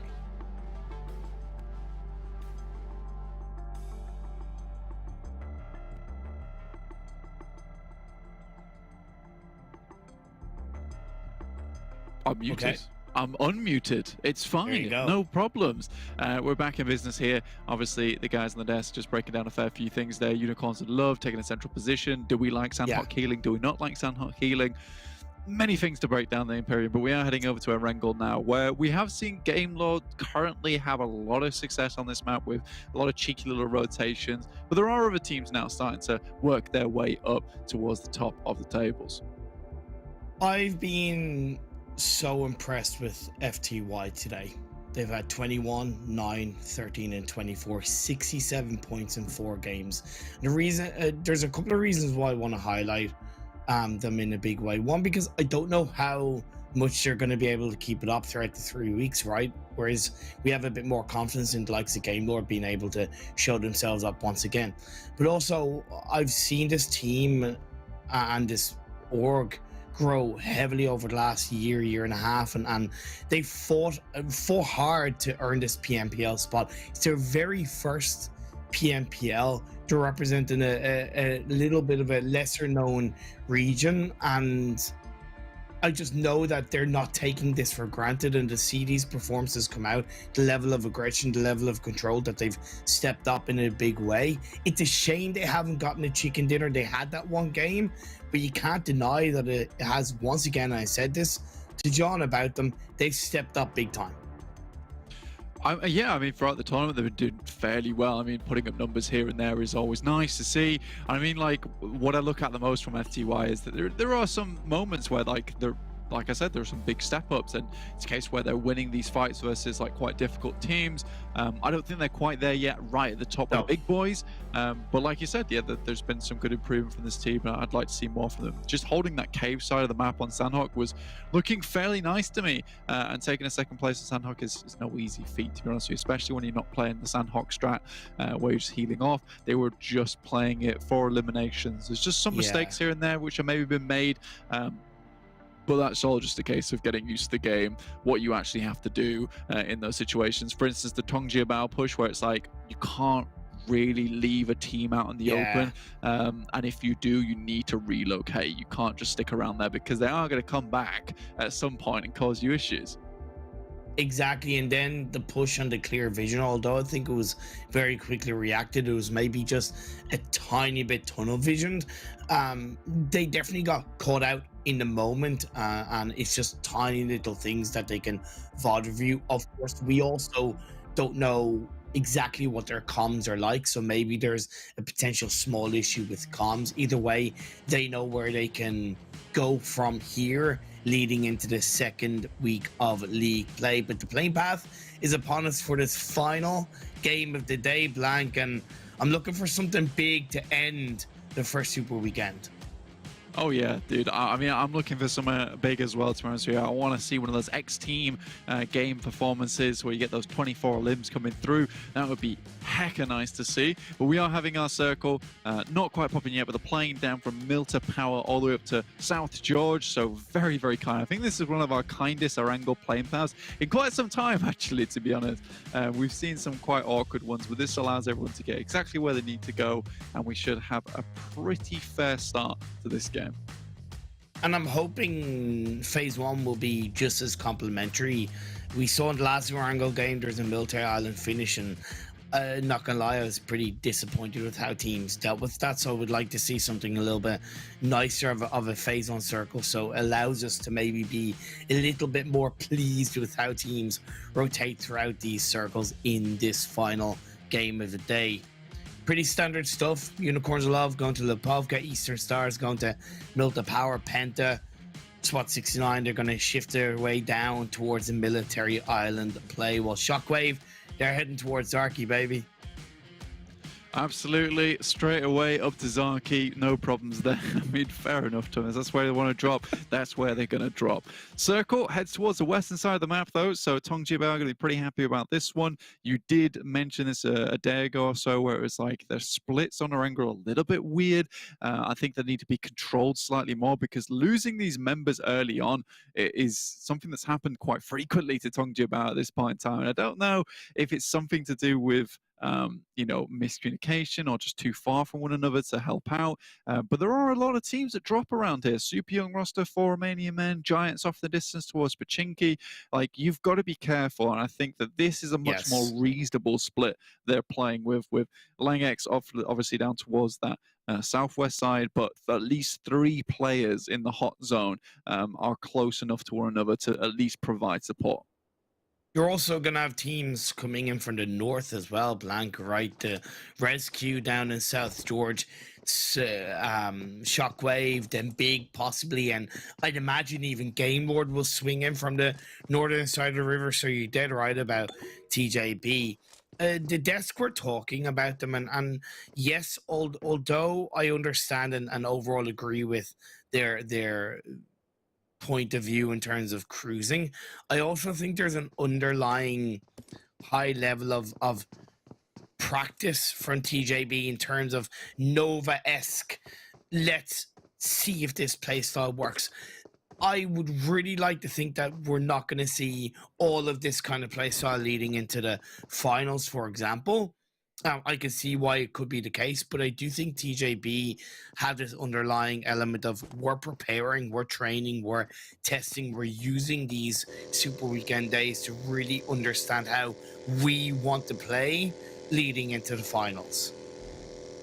Okay, I mean, that's quite interesting. Let's explore that, because I'm just curious what makes you say that. Like, where do you see this practice coming in? Is it the idea that what rotations are they exploring? Is that the type of thing you're trying to pick out here? Rotations and heavy splits. I think there could be a little bit more aggression around those heavy splits, but I think there is definitely that we're going to pick apart these splits and we're really going to try and grab information outside of VOD reviews of how these teams are leading it around us, are leading themselves into the circles, how they're pathing in and how they're reacting to how we play. Because there's been a couple of games throughout the first Super Weekend and League days where they've pulled out the previous Panda-esque style of actually countering how other teams rotate by, as a team, rotating around them and then controlling the later circles. We've seen shades of that, and I think they will pull it out the further we get into PMPL and again leading into the finals. Yeah, potentially. I think that could definitely be a thing that's on the cards for Tong Jiabao. Right now, though, to me, they're still very quiet. And we'll see if that is something that comes up later on in the tournament, maybe the finals, but not something we can confirm right now, sadly. But it'd be good to hear from this team. I don't know if they do an interview in the future with us, but that would be something we'd be very curious to listen to. Game Lord never hands over towards Yasnaya as per usual, and Unicorns of Love. I think that this game will be a very, very nice game for them to end up with a top 5 placing, because then today will have been a real standout for the Unicorns of Love, and something that they can confidently say was not a fluke performance from them. This is just them being very consistent throughout the day, which will excite me, to be honest with you. Big, on the other hand, I have been, they're a weird team in the sense that, I know that they're good, and I know that they're putting up points, but there doesn't really seem to be that same factor that I have a feeling about Unicorns of Love, where it's like, wow, this feels nice, or this feels consistent, or this feels smart. But they're right there at the top of your screen in 4th place, 138 points. So they're by no means one of the bad teams in this lobby whatsoever. Yeah, I'm with you on that about Big. I'm going to have to speak to Mihi and maybe try and understand more what's the reason behind, essentially, I don't want to say the word disappointing, but just confusing results and confusing movements into some of these circles, into some of these games. So I'm with you on that one. For the time being, Penta still yet to move away from Military Island across the Western Bridge. Bit of an opportunity for them to get ahead of the likes of FTY, Giants, Royal Tigers 9, who are moving in from the eastern side of this phase 1 for Romanian Men, looking to set themselves up a little bit outside of Chopsticks, overlooking the Gaka area, and TJB have a 2-2 split. Yeah, this is much nicer from TJB. Still a little bit out of the way for my liking, but I think this kind of split this early in the game is absolutely fair play. So they can go for this if they want to. Super Young roster team that I've got my eye on this game, because I think that there have been, shades of greatness coming through from this team today, just not quite transferred into their late game. I think that realistically, their actual fragging ability is very good. And they're holding down some really good rotations, holding down some big teams like Big as well, which to me is a real shout in the right direction for Super Young roster. Still not quite right up there at the top of the tables, so I'd like to see a little bit more out of this team. So that's been weird for me in terms of their volatility, but honestly, I think this is a team that we can wait on come Super Weekend 2, Super Weekend 3. Currently 96 points in 10th place, fairly decent scoring for their first Super Weekend. If they can end it in triple digits, I'd be happy with that if I was them. Shots being fired up by XTEAM Sex, picks up a knock on the Phoenix of SWAT 69. I understand why SWAT 69 wanted to move across the Eastern Bridge, but I think And maybe it's because it's gone against them, but I think there was always going to be that risk doing it in the time frame they did. If you're going to pull that off, it should be super early into the phase 1 blue zone closing in, or basically at the very end / phase 2. The time that they did it between kind of halfway through the blue zone, there's just too much of a percentage risk that there's a team still lingering around that area, especially because they should know by now the X team dropping Milta.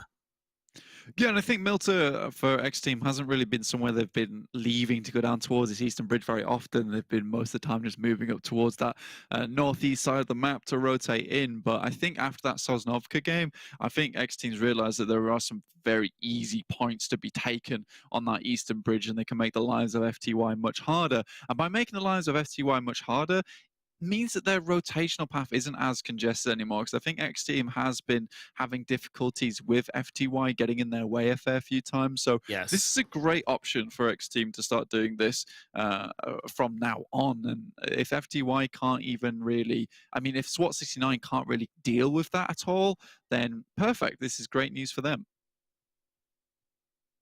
Phase 2 shifts surprisingly up north quite heavily, more than I expected at least. Opens up Everest for Big to control. Too tricky part of the map to lock down. We've seen Big being punished by the likes of Eastern Stars in that area previously. FTY with a bit of a split now on the southeastern side of the circle. They're overlooking the likes of Giants, and I know Giants have switched up their IGL in terms of Pocus is now IGLing, and I have alluded to it in a couple of previous games. Not only do I generally find it a little bit weird because I regard Pocus as a very strong fragger, but I also think, at least in Erangel, he's getting the timings of the rotations wrong. Dropping in Pachinki on most circles will always give you a quicker / easier pathing line into circles. And I don't think Giants are really taking full advantage of it. In the past, they've had issues. I was hoping with the new IGL, it might change, but if anything, I think it's gotten a bit worse. Yeah, I think Pachinki is, like you said, that amazing spot in the map where you have free reign over most areas that Soak goes to. And I think if you are looking at a high-level tournament, like a very, very high-level tournament, if you have a team that claims Pachinki, and let's remember, most tournaments we see like that, Pachinki is claimed by 2 teams who separate it in 2 and then hold it off for a long, long time. Those 2 teams, or 1 team that controls Pachinki with this kind of circle, would have been at compounds underneath Everest by now. That would have been the position that you instantly send for, because you get your loot off so quick. So yeah, I would completely agree with Imperium. It does seem a bit off to me that this is now when Giants are rotating out, and it's even more off that Unicorns of Love are currently ahead of them in the pathing, and this is the team that drops most east over towards Lipovka. Speaks for itself, right? We, you know, sometimes, and I know sometimes it can be easy for us to say that in the moment because we have overarching view, but simple VOD reviews for these teams will be able to tell them that Big have a massive spread on top of Everest, holding down the central part. There is a lot of risks around that because I still think teams can breach on either the east or the western side. Might be a bit late into phase 2, so they could feel a little bit more comfortable. FTY repositioned, they've gone a little bit deeper into this phase 2, closer to Gaka region. Much like the first Erangel game of the day, Chopsticks is a pretty core part of this circle. Chopsticks always a huge position, right? It just gives you a lot of ability just to chill, essentially, right? You don't have to do too much. Gives you a lot of cover. You are big chilling in the Chopsticks. You can weigh out the game for a long time over there. I think the coolest part about Chopsticks, though, is that recent change, or less recent at this point in time, where you have the bend that's now connected between, which means that 2 teams can effectively battle for that location. It's no longer a case of just 2 teams lobbing grenades over the top as best they can and see if they can hit a 6-pointer. But now we get that circle that moves it towards the northwest side. Shockwave extremely happy with this one. Super Young roster also in a good position from Primorsk.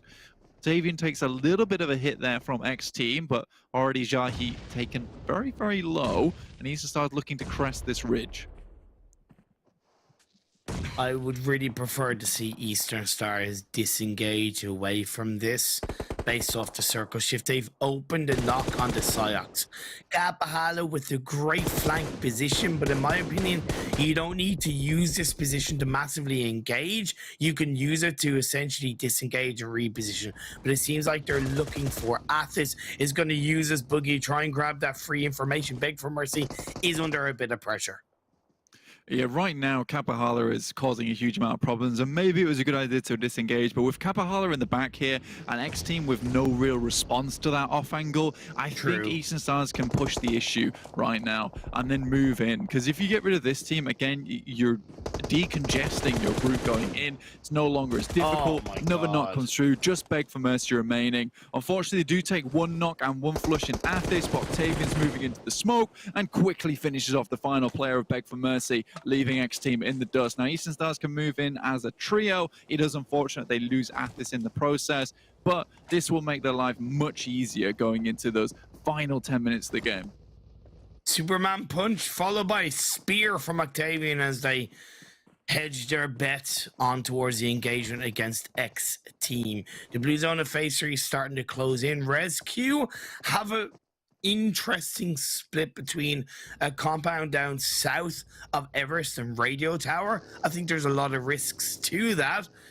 Well, Shockwave, they once again go down at the hands of Super Young Roster on the western side of the map. It feels like with Shockwave Blank, they're either 0 or 100 when it comes to being aggressive. They can't seem to find that middle ground of control and aggression. I just don't think they have the gunfighting, to be honest with you. I think those fights, like Super Young Roster just kind of blew them apart. Like, when you're all going down in a matter of seconds, that is always the worst thing that can happen to you, because you really haven't put up any fight whatsoever. Real Tiger 9, though, completely obliterated Unicorns of Love on their approach to that compound, which is a very, very strong position, to say the least. But I don't think Unicorns of Love expected the kind of resistance coming out from Real Tigers 9, and being outside the compound there, on the ridge sides, on the slopes, it's very difficult to play from. Unfortunately, Unicorns of Love, though, they will not have a strong finish at the end of the day. Circle, disgusting, on the fields, clear vision, will have a nice spot over towards that southern side where they can control the roads. But right now, Game Law's looking to remove themselves from this fight once again.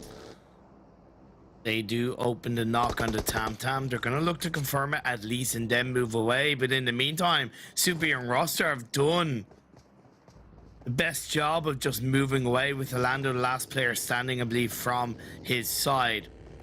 Nobody so far is on the northern half of the circle. They're all committing to the south, where there's a couple more dips in play. The last player, Super Young Roster, is going to face the might of Giants. Yeah, Giants coming through on the southern side of the map. It's not too bad for them. They actually don't have many teams around them.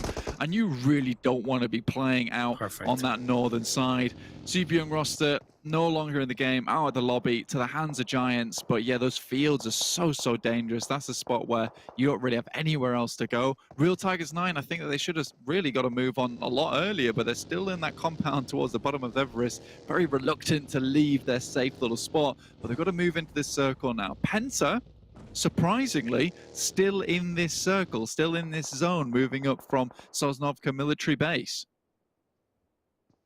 I think PENTA are slightly learning from their mistakes, because I think one thing that they've also done in the past, unfortunately in a bad way, and it's something that a lot of teams can do, but PENTA made it so much more obvious, is they would move away from a circle where they're still inside it on a shift, but they would presume that because the circle shifted, they have to move away from their position. And I've noticed in a couple of games today, they've actually stuck to where they are, even if it's not in the dead center. So a little bit of a compliment towards PENTA in this final game. Absolutely. I think that getting here in of itself is good news for PENTA, and anything's really an improvement at this point in time. Clear vision, trying to hold on to their position down towards this roadside. Very nice little compound to play around with. Unfortunately, it's not elevated, so you can be spotted from this position where 4 Romanian Men are currently playing from. Still at 4 players total. A lot of teams still up and kicking in this game. We've got 41 alive and 11 teams still remaining at a total of 18 minutes, which is sometimes, I would say, quite unlikely at this stage in the game. Yeah, well, I don't disagree with how some of these games have been going, where they've been picked apart. Real Tigers 9, they're going to get a little bit baited by TJB. They get the knock, but they have to heal up. Lang Z is inside the truck. LXX is in the building above. You see Lin pushing behind a rock. They are split apart, but they should be able to use this to their advantage. I like this play from Lang Z. Unfortunately, Lin's just there, not there to back up. Best thing for Lang Z to do right now is to just not get eliminated. Great knocks coming through still on either side. GK first would love to pick up his boy at this point in time. Will find the final player, but this blue zone is ticking hard. And Tongji Bao go down there alongside Real Tigers 9. I think that fight was well set up, but they just didn't have the time to pull it off with the speed at which the blue was coming in. Already down to 33 players in the blink of an eye here, Imperium. Big still up with a very, very nice spot over on that northeast side. Unfortunately, the blue is right at their backs and the circle is not with them.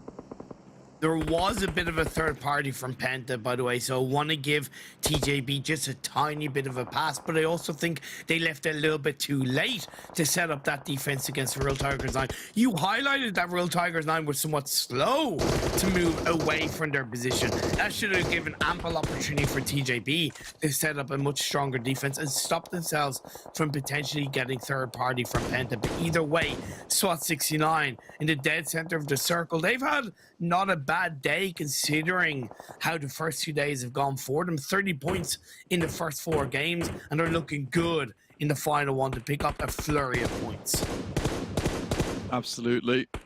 Game Lord, though, still playing on this northwest side. This is typically where they do hang out for a long, long time in these games. And they don't really want to come into the circle too early to make it happen. Unfortunately, they are on the fielded side. Yeah. Which is going to make their life a little bit more difficult playing with the hay bales, but they're still not in the circle itself. Luckily, they do have another member of the team who's moved down towards the south, right on the west side of the circle, and that's Rob. So he might just be able to give them a landing zone to evacuate towards. RESQ causing big trouble to Game Lord, but now it's going to be causing bigger trouble to RESQ as they push in on top of the radio tower in towards the northern edge of the circle. Eastern Stars go down. Nades are flying. Mini red zones left, right, and center with the Thompson. It's an unusual gun being picked up by Behib. He's going to look to make it work. Mazzaro has been tickled down. Has to try and heal up. The smokes are going out, and that's going to be Swave with a double nade, followed by Mihi, and that's going to be the door open. Mazara gets caught off guard. The return is there. Mihi's going to find it. That is RESQ eliminated. Big plays coming through from Big themselves. Will absolutely ruin the day of rescue. Unfortunately, Akashi's here, nade in hand, goes over the top through the smoke. Can they see it coming? I don't know. Big, though, do manage to weather the storm, and all these first aid kits coming through means that Game Lord may have arrived just a little bit too late in Imperium. Res still going on. They might just get it. Great shots coming through, though, from Robs himself. A nade over the top hits Beast, and Big, they are being torn in two by Game Lord. You asked, was it too late? No, sir, it was not. Game Lord, make it count with the rippling sounds of the MK14. They ripped the hearts away from Big in the final game. But now Penta, they're going to look to do the same thing. DWAS opens that door, says hello to Robs, gets a knock with the nade, but Narvello, he has to be careful, switches over to the M4, gets an opening knock. Penta holds in the back line, looking to support his team, but that does make it a lot harder for Penta. Yeah, some seriously good shots coming through from holes, but now Game Lord, they're all on the retreat. Akashi's got to get this heal through whilst trying to get rid of these nades, and Victor will be taken down, and Narvelo has no choice other than to go over the top, trying to hit some shots, but Holes is locking him down beautifully from along the way. This is a very good split coming through from Penta, making the lives of Game Lord so much more difficult than it has to be. Plus, as you dip over the northern side of this radio tower, you're going to have Oh SWAT my 69 God. looking right at you and Narvello. Oh my sweet Jesus. What a legend with the double nade. And that's going to say to Penta, you reap what you sow. You didn't push, you didn't take us out, and we're going to make you pay the price. Yeah, that was a ridiculous nade, and it was so close range as well. Tossed it over the top just lightly, and then immediately hit the floor afterwards. Very, very well done, and that'll leave Penta in the dirt. Shots coming through from Giants now as well, so Penta, that 2-2 split, now starting to not work out so well for them. Game Lord still at 3 players, 8 limbs available. How are they know, still up as a incredible. 3-person team? It's ridiculous. It is actually ridiculous. Clear vision, looking to engage onto Giants down on the southeastern side of this map, should I say, outside of the circle. SWAT 69 will most likely pick up the pieces of that fight as Giants come out on top, but they do survive, I believe, as a full squad. They have vehicles they could be looking to crash on in, but Penta still have 2 players up. Penta trying to make their way through, but Giants, look at them. Oh my All God. red bars on that side of the map. Someone has been causing them problems, and it looks like it's Akashi, the assassin himself, with the M4 in hand. Pocus resides within the smoke. SWAT 69 still making this one happen. 3 players versus Game Lords 3 as well. Giants down to just the 1 in Pocus, the last man alive to try and make it all happen. It's doubtful, but Pocus might just be able to do it. Krebs in the vehicle, but it's not enough. Not too soon. Will Akashi take him out? 3v3v2. SWAT 69 have held on to this south side for the majority of this game, locked down into those buildings, and they've made a count. They are going to have to cross the road as the next circle does center up. Nobody is inside the circle. Blank, Game Lord, they have the high ground though, as they're going to make a count, knocking down Schofield. This is why it was extremely important for Game Lord and their entry point to hold on to this. Yes, their circle's not in their favor, but crossing this fielded region is almost suicide for a lot of these teams with Game Lord holding this. And I think with the low walls that currently SWAT 69 have, they just have to wait this out. That's realistically the only option they have. Maybe smokes, maybe prone your way across, but it's so difficult. Game Lord now might just want to make the approach early with the vehicles that they currently have to set up a blockade. But they also know that Penta are still alive on the other side, right? They know that they didn't confirm that squad up, and that's something that they're very aware of. Look at Akashi hanging on to the high ground. Novello now looking to swing in on the side. Penta have breached their way into the circle. Schofield being put back up to his feet to keep SWAT 69 as a 3-person team. Smokes go down. And it looks like Game Lord are just trying to get themselves into this circle wherever they can. Robs drops the vehicle up. This will be really critical for the ending of the game. Akashi somehow finds Nemo, though. This guy is on one hell of an off angle. Might just spot out Manu as well as Holes. Remember what you were saying there, Imperiumans. They have a rough idea where the players from Penta currently are holding. These vehicles coming in so handy now for the boys from Game Lord. In a position where there's hardly any cover whatsoever. Creating your own cover, that's the best option. Information is power, and they're using that information to swing in on the western edge of this phase 7 circle, protecting themselves against Penta as much as possible while focusing down on the players of SWAT 69. But they're not down and out. They've gotten the revive back up, so they're still a 3-person team. And I understand that Game Lord know they can't push aggressively. Akashi tickle down to half health with that nade. Still, eventually, these players from SWAT 69, they're going to have to come out from the backside of the hay bales. Nice Molotov attempt there, but not quite far enough, just like the grenade before. Looks like, realistically, for Game Lord, this is just a game of cat and mouse. Eventually, the mouse is going to come out the hole, and finally, those claws are going to strike. But Robs is moving out early. This is very interesting, Imperium. Is indeed moving down early. Akashi swinging in on the side, knows that there's a player by that crate drop. 4th anniversary crate drop, I might add. Schofield hanging on to the side. The spread from SWAT 69 in the circle has shifted down south towards the SWAT 69 players. Narvel, oh my god, barely sees the back of this man's knee before he tears the tendons off with the M4. My is God. next. Oh my God. The cover is round the corner and somehow he's threading these bullets through, and Akashi takes that as a go sign. At least finds the position of some of the targets, but again, it's still Narvelo taking it strong. Robs will finish off holes there, and it's all go for Game Lord. One final player remaining in Schofield, and it's done and dusted. Game Lord suddenly mounted an assault that could not be brought down. I said about them already. They are the blueprint of how to play PUBG Mobile in this PMPL EU West, and they've done it once again. It's like a beautifully choreographed dance, Blank. The way they just swing out, the way they dictate the run of show, the way they just lead by example and flow their way through these fights. And then when they need to actually step up and be aggressive, they're just so damn good. Those shots for Narvelo as well. Oh my lord, man, so good.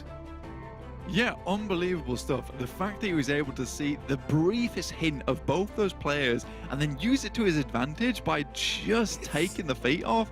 Like those two shots in between where it was like laser. I could not believe my eyes of what I was seeing, but that guy is one deadly accurate operator.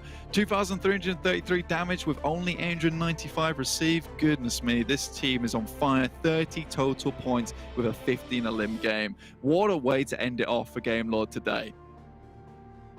So good. So good, but I'm also happy to give compliments to Jesus Christ, that round report. It's all Game Lord, but I do want to give compliments to SWAT69. I came into today's broadcast looking out for the bottom 4 teams and talking about how it was very much damage limitations and really trying to come into League Week 2 with a lot of confidence. And SWAT69, 30 points coming into this game. I think they scored a good kind of 15 to 20 points in this final game. I think they can be very happy with how they played in this final day leading into League Week 2. Absolutely. I think SWAT 69, get it into the second Super Weekend, work it from there. Yeah, some mistakes have been made, but I do think that we're having this influx of teams that we might not necessarily have had our eyes on before, who are starting to really improve with the wealth of talent that we now have in Europe. So it's really, really good stuff. I'm so delighted to see it all come through, and I can't wait to hear what the desk are going to say about it. We're going to go for a quick break. See you guys soon.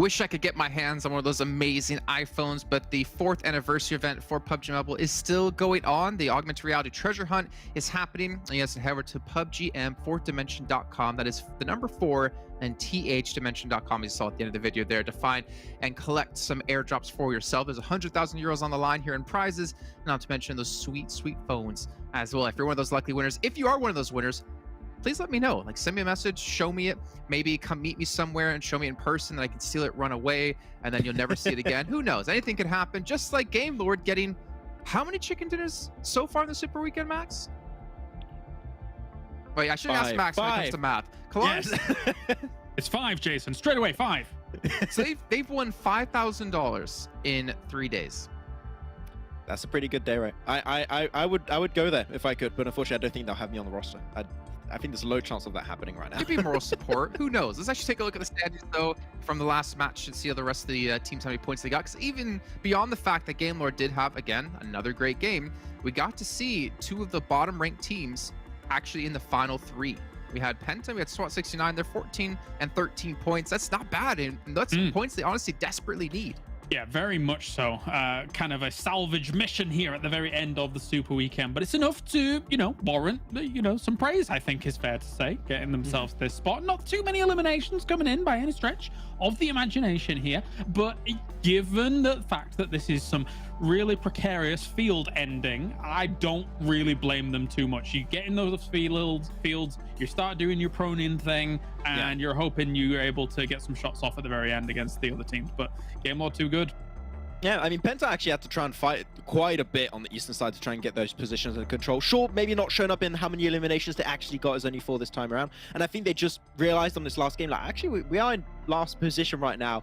We are the first team to all drop if teams that didn't qualify to the first Super Weekend make it in Super Weekend 2 or Super Weekend 3. So at least it was a little bit, as you called it, right, James, a salvage mission for PENTA and SWAT 69 to make sure they're a little bit safer, but they're still not safe by any stretch of the imagination. They will be the first teams to drop if they do not make it in the next Super Weekend.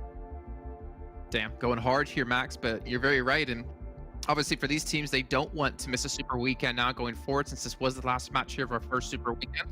Let's take a look at the second page, though. A couple teams missing yet again from the front.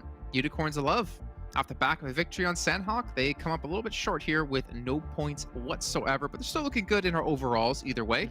FTY down there as well. RESQ, I mean, unfortunately, I feel like they're becoming a staple on the second page, Max.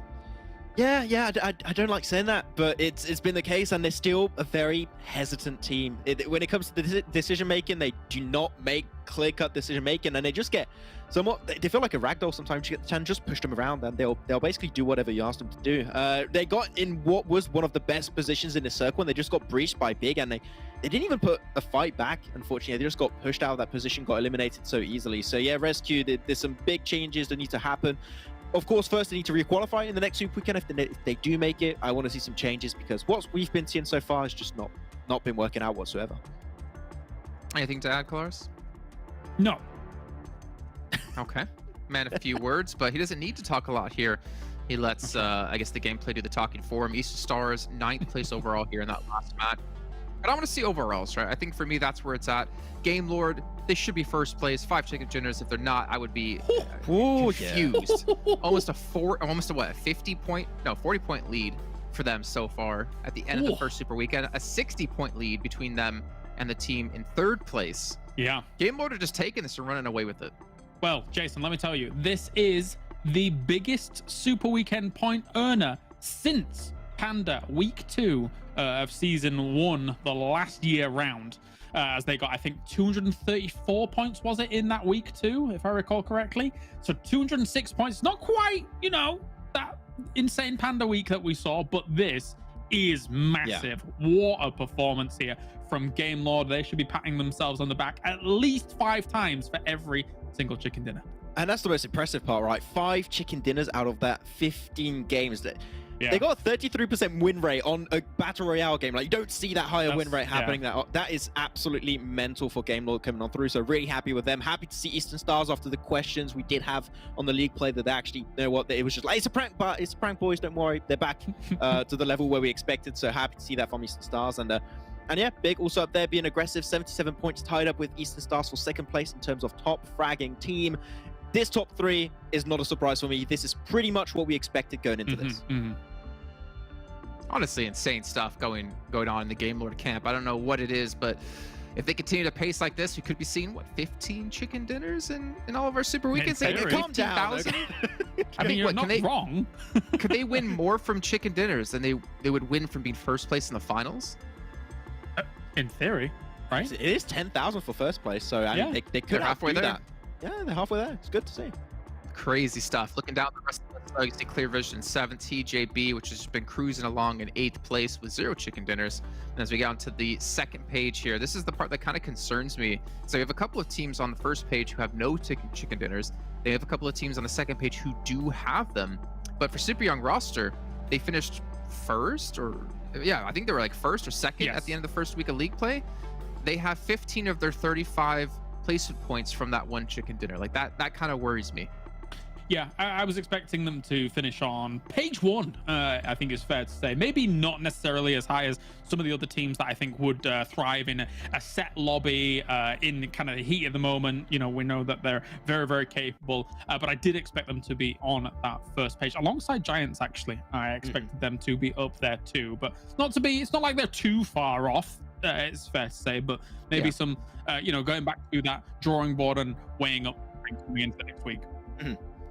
I'm still looking at Real Tigers 9 and I know this team can do so much more, and 13th is definitely not the position where I would have seen them. I didn't have this Super Weekend. I still want to see, as I mentioned earlier, there's a lot of great individual performances from this team. There's no team-wide performances. There's no big positions when they're going to get like 10, 15 eliminations. That is still lacking from Real Tigers 9, and I hope that they can hopefully come back a little bit stronger next week and actually showcase some good team play, but right now it's just been on and off for them so far.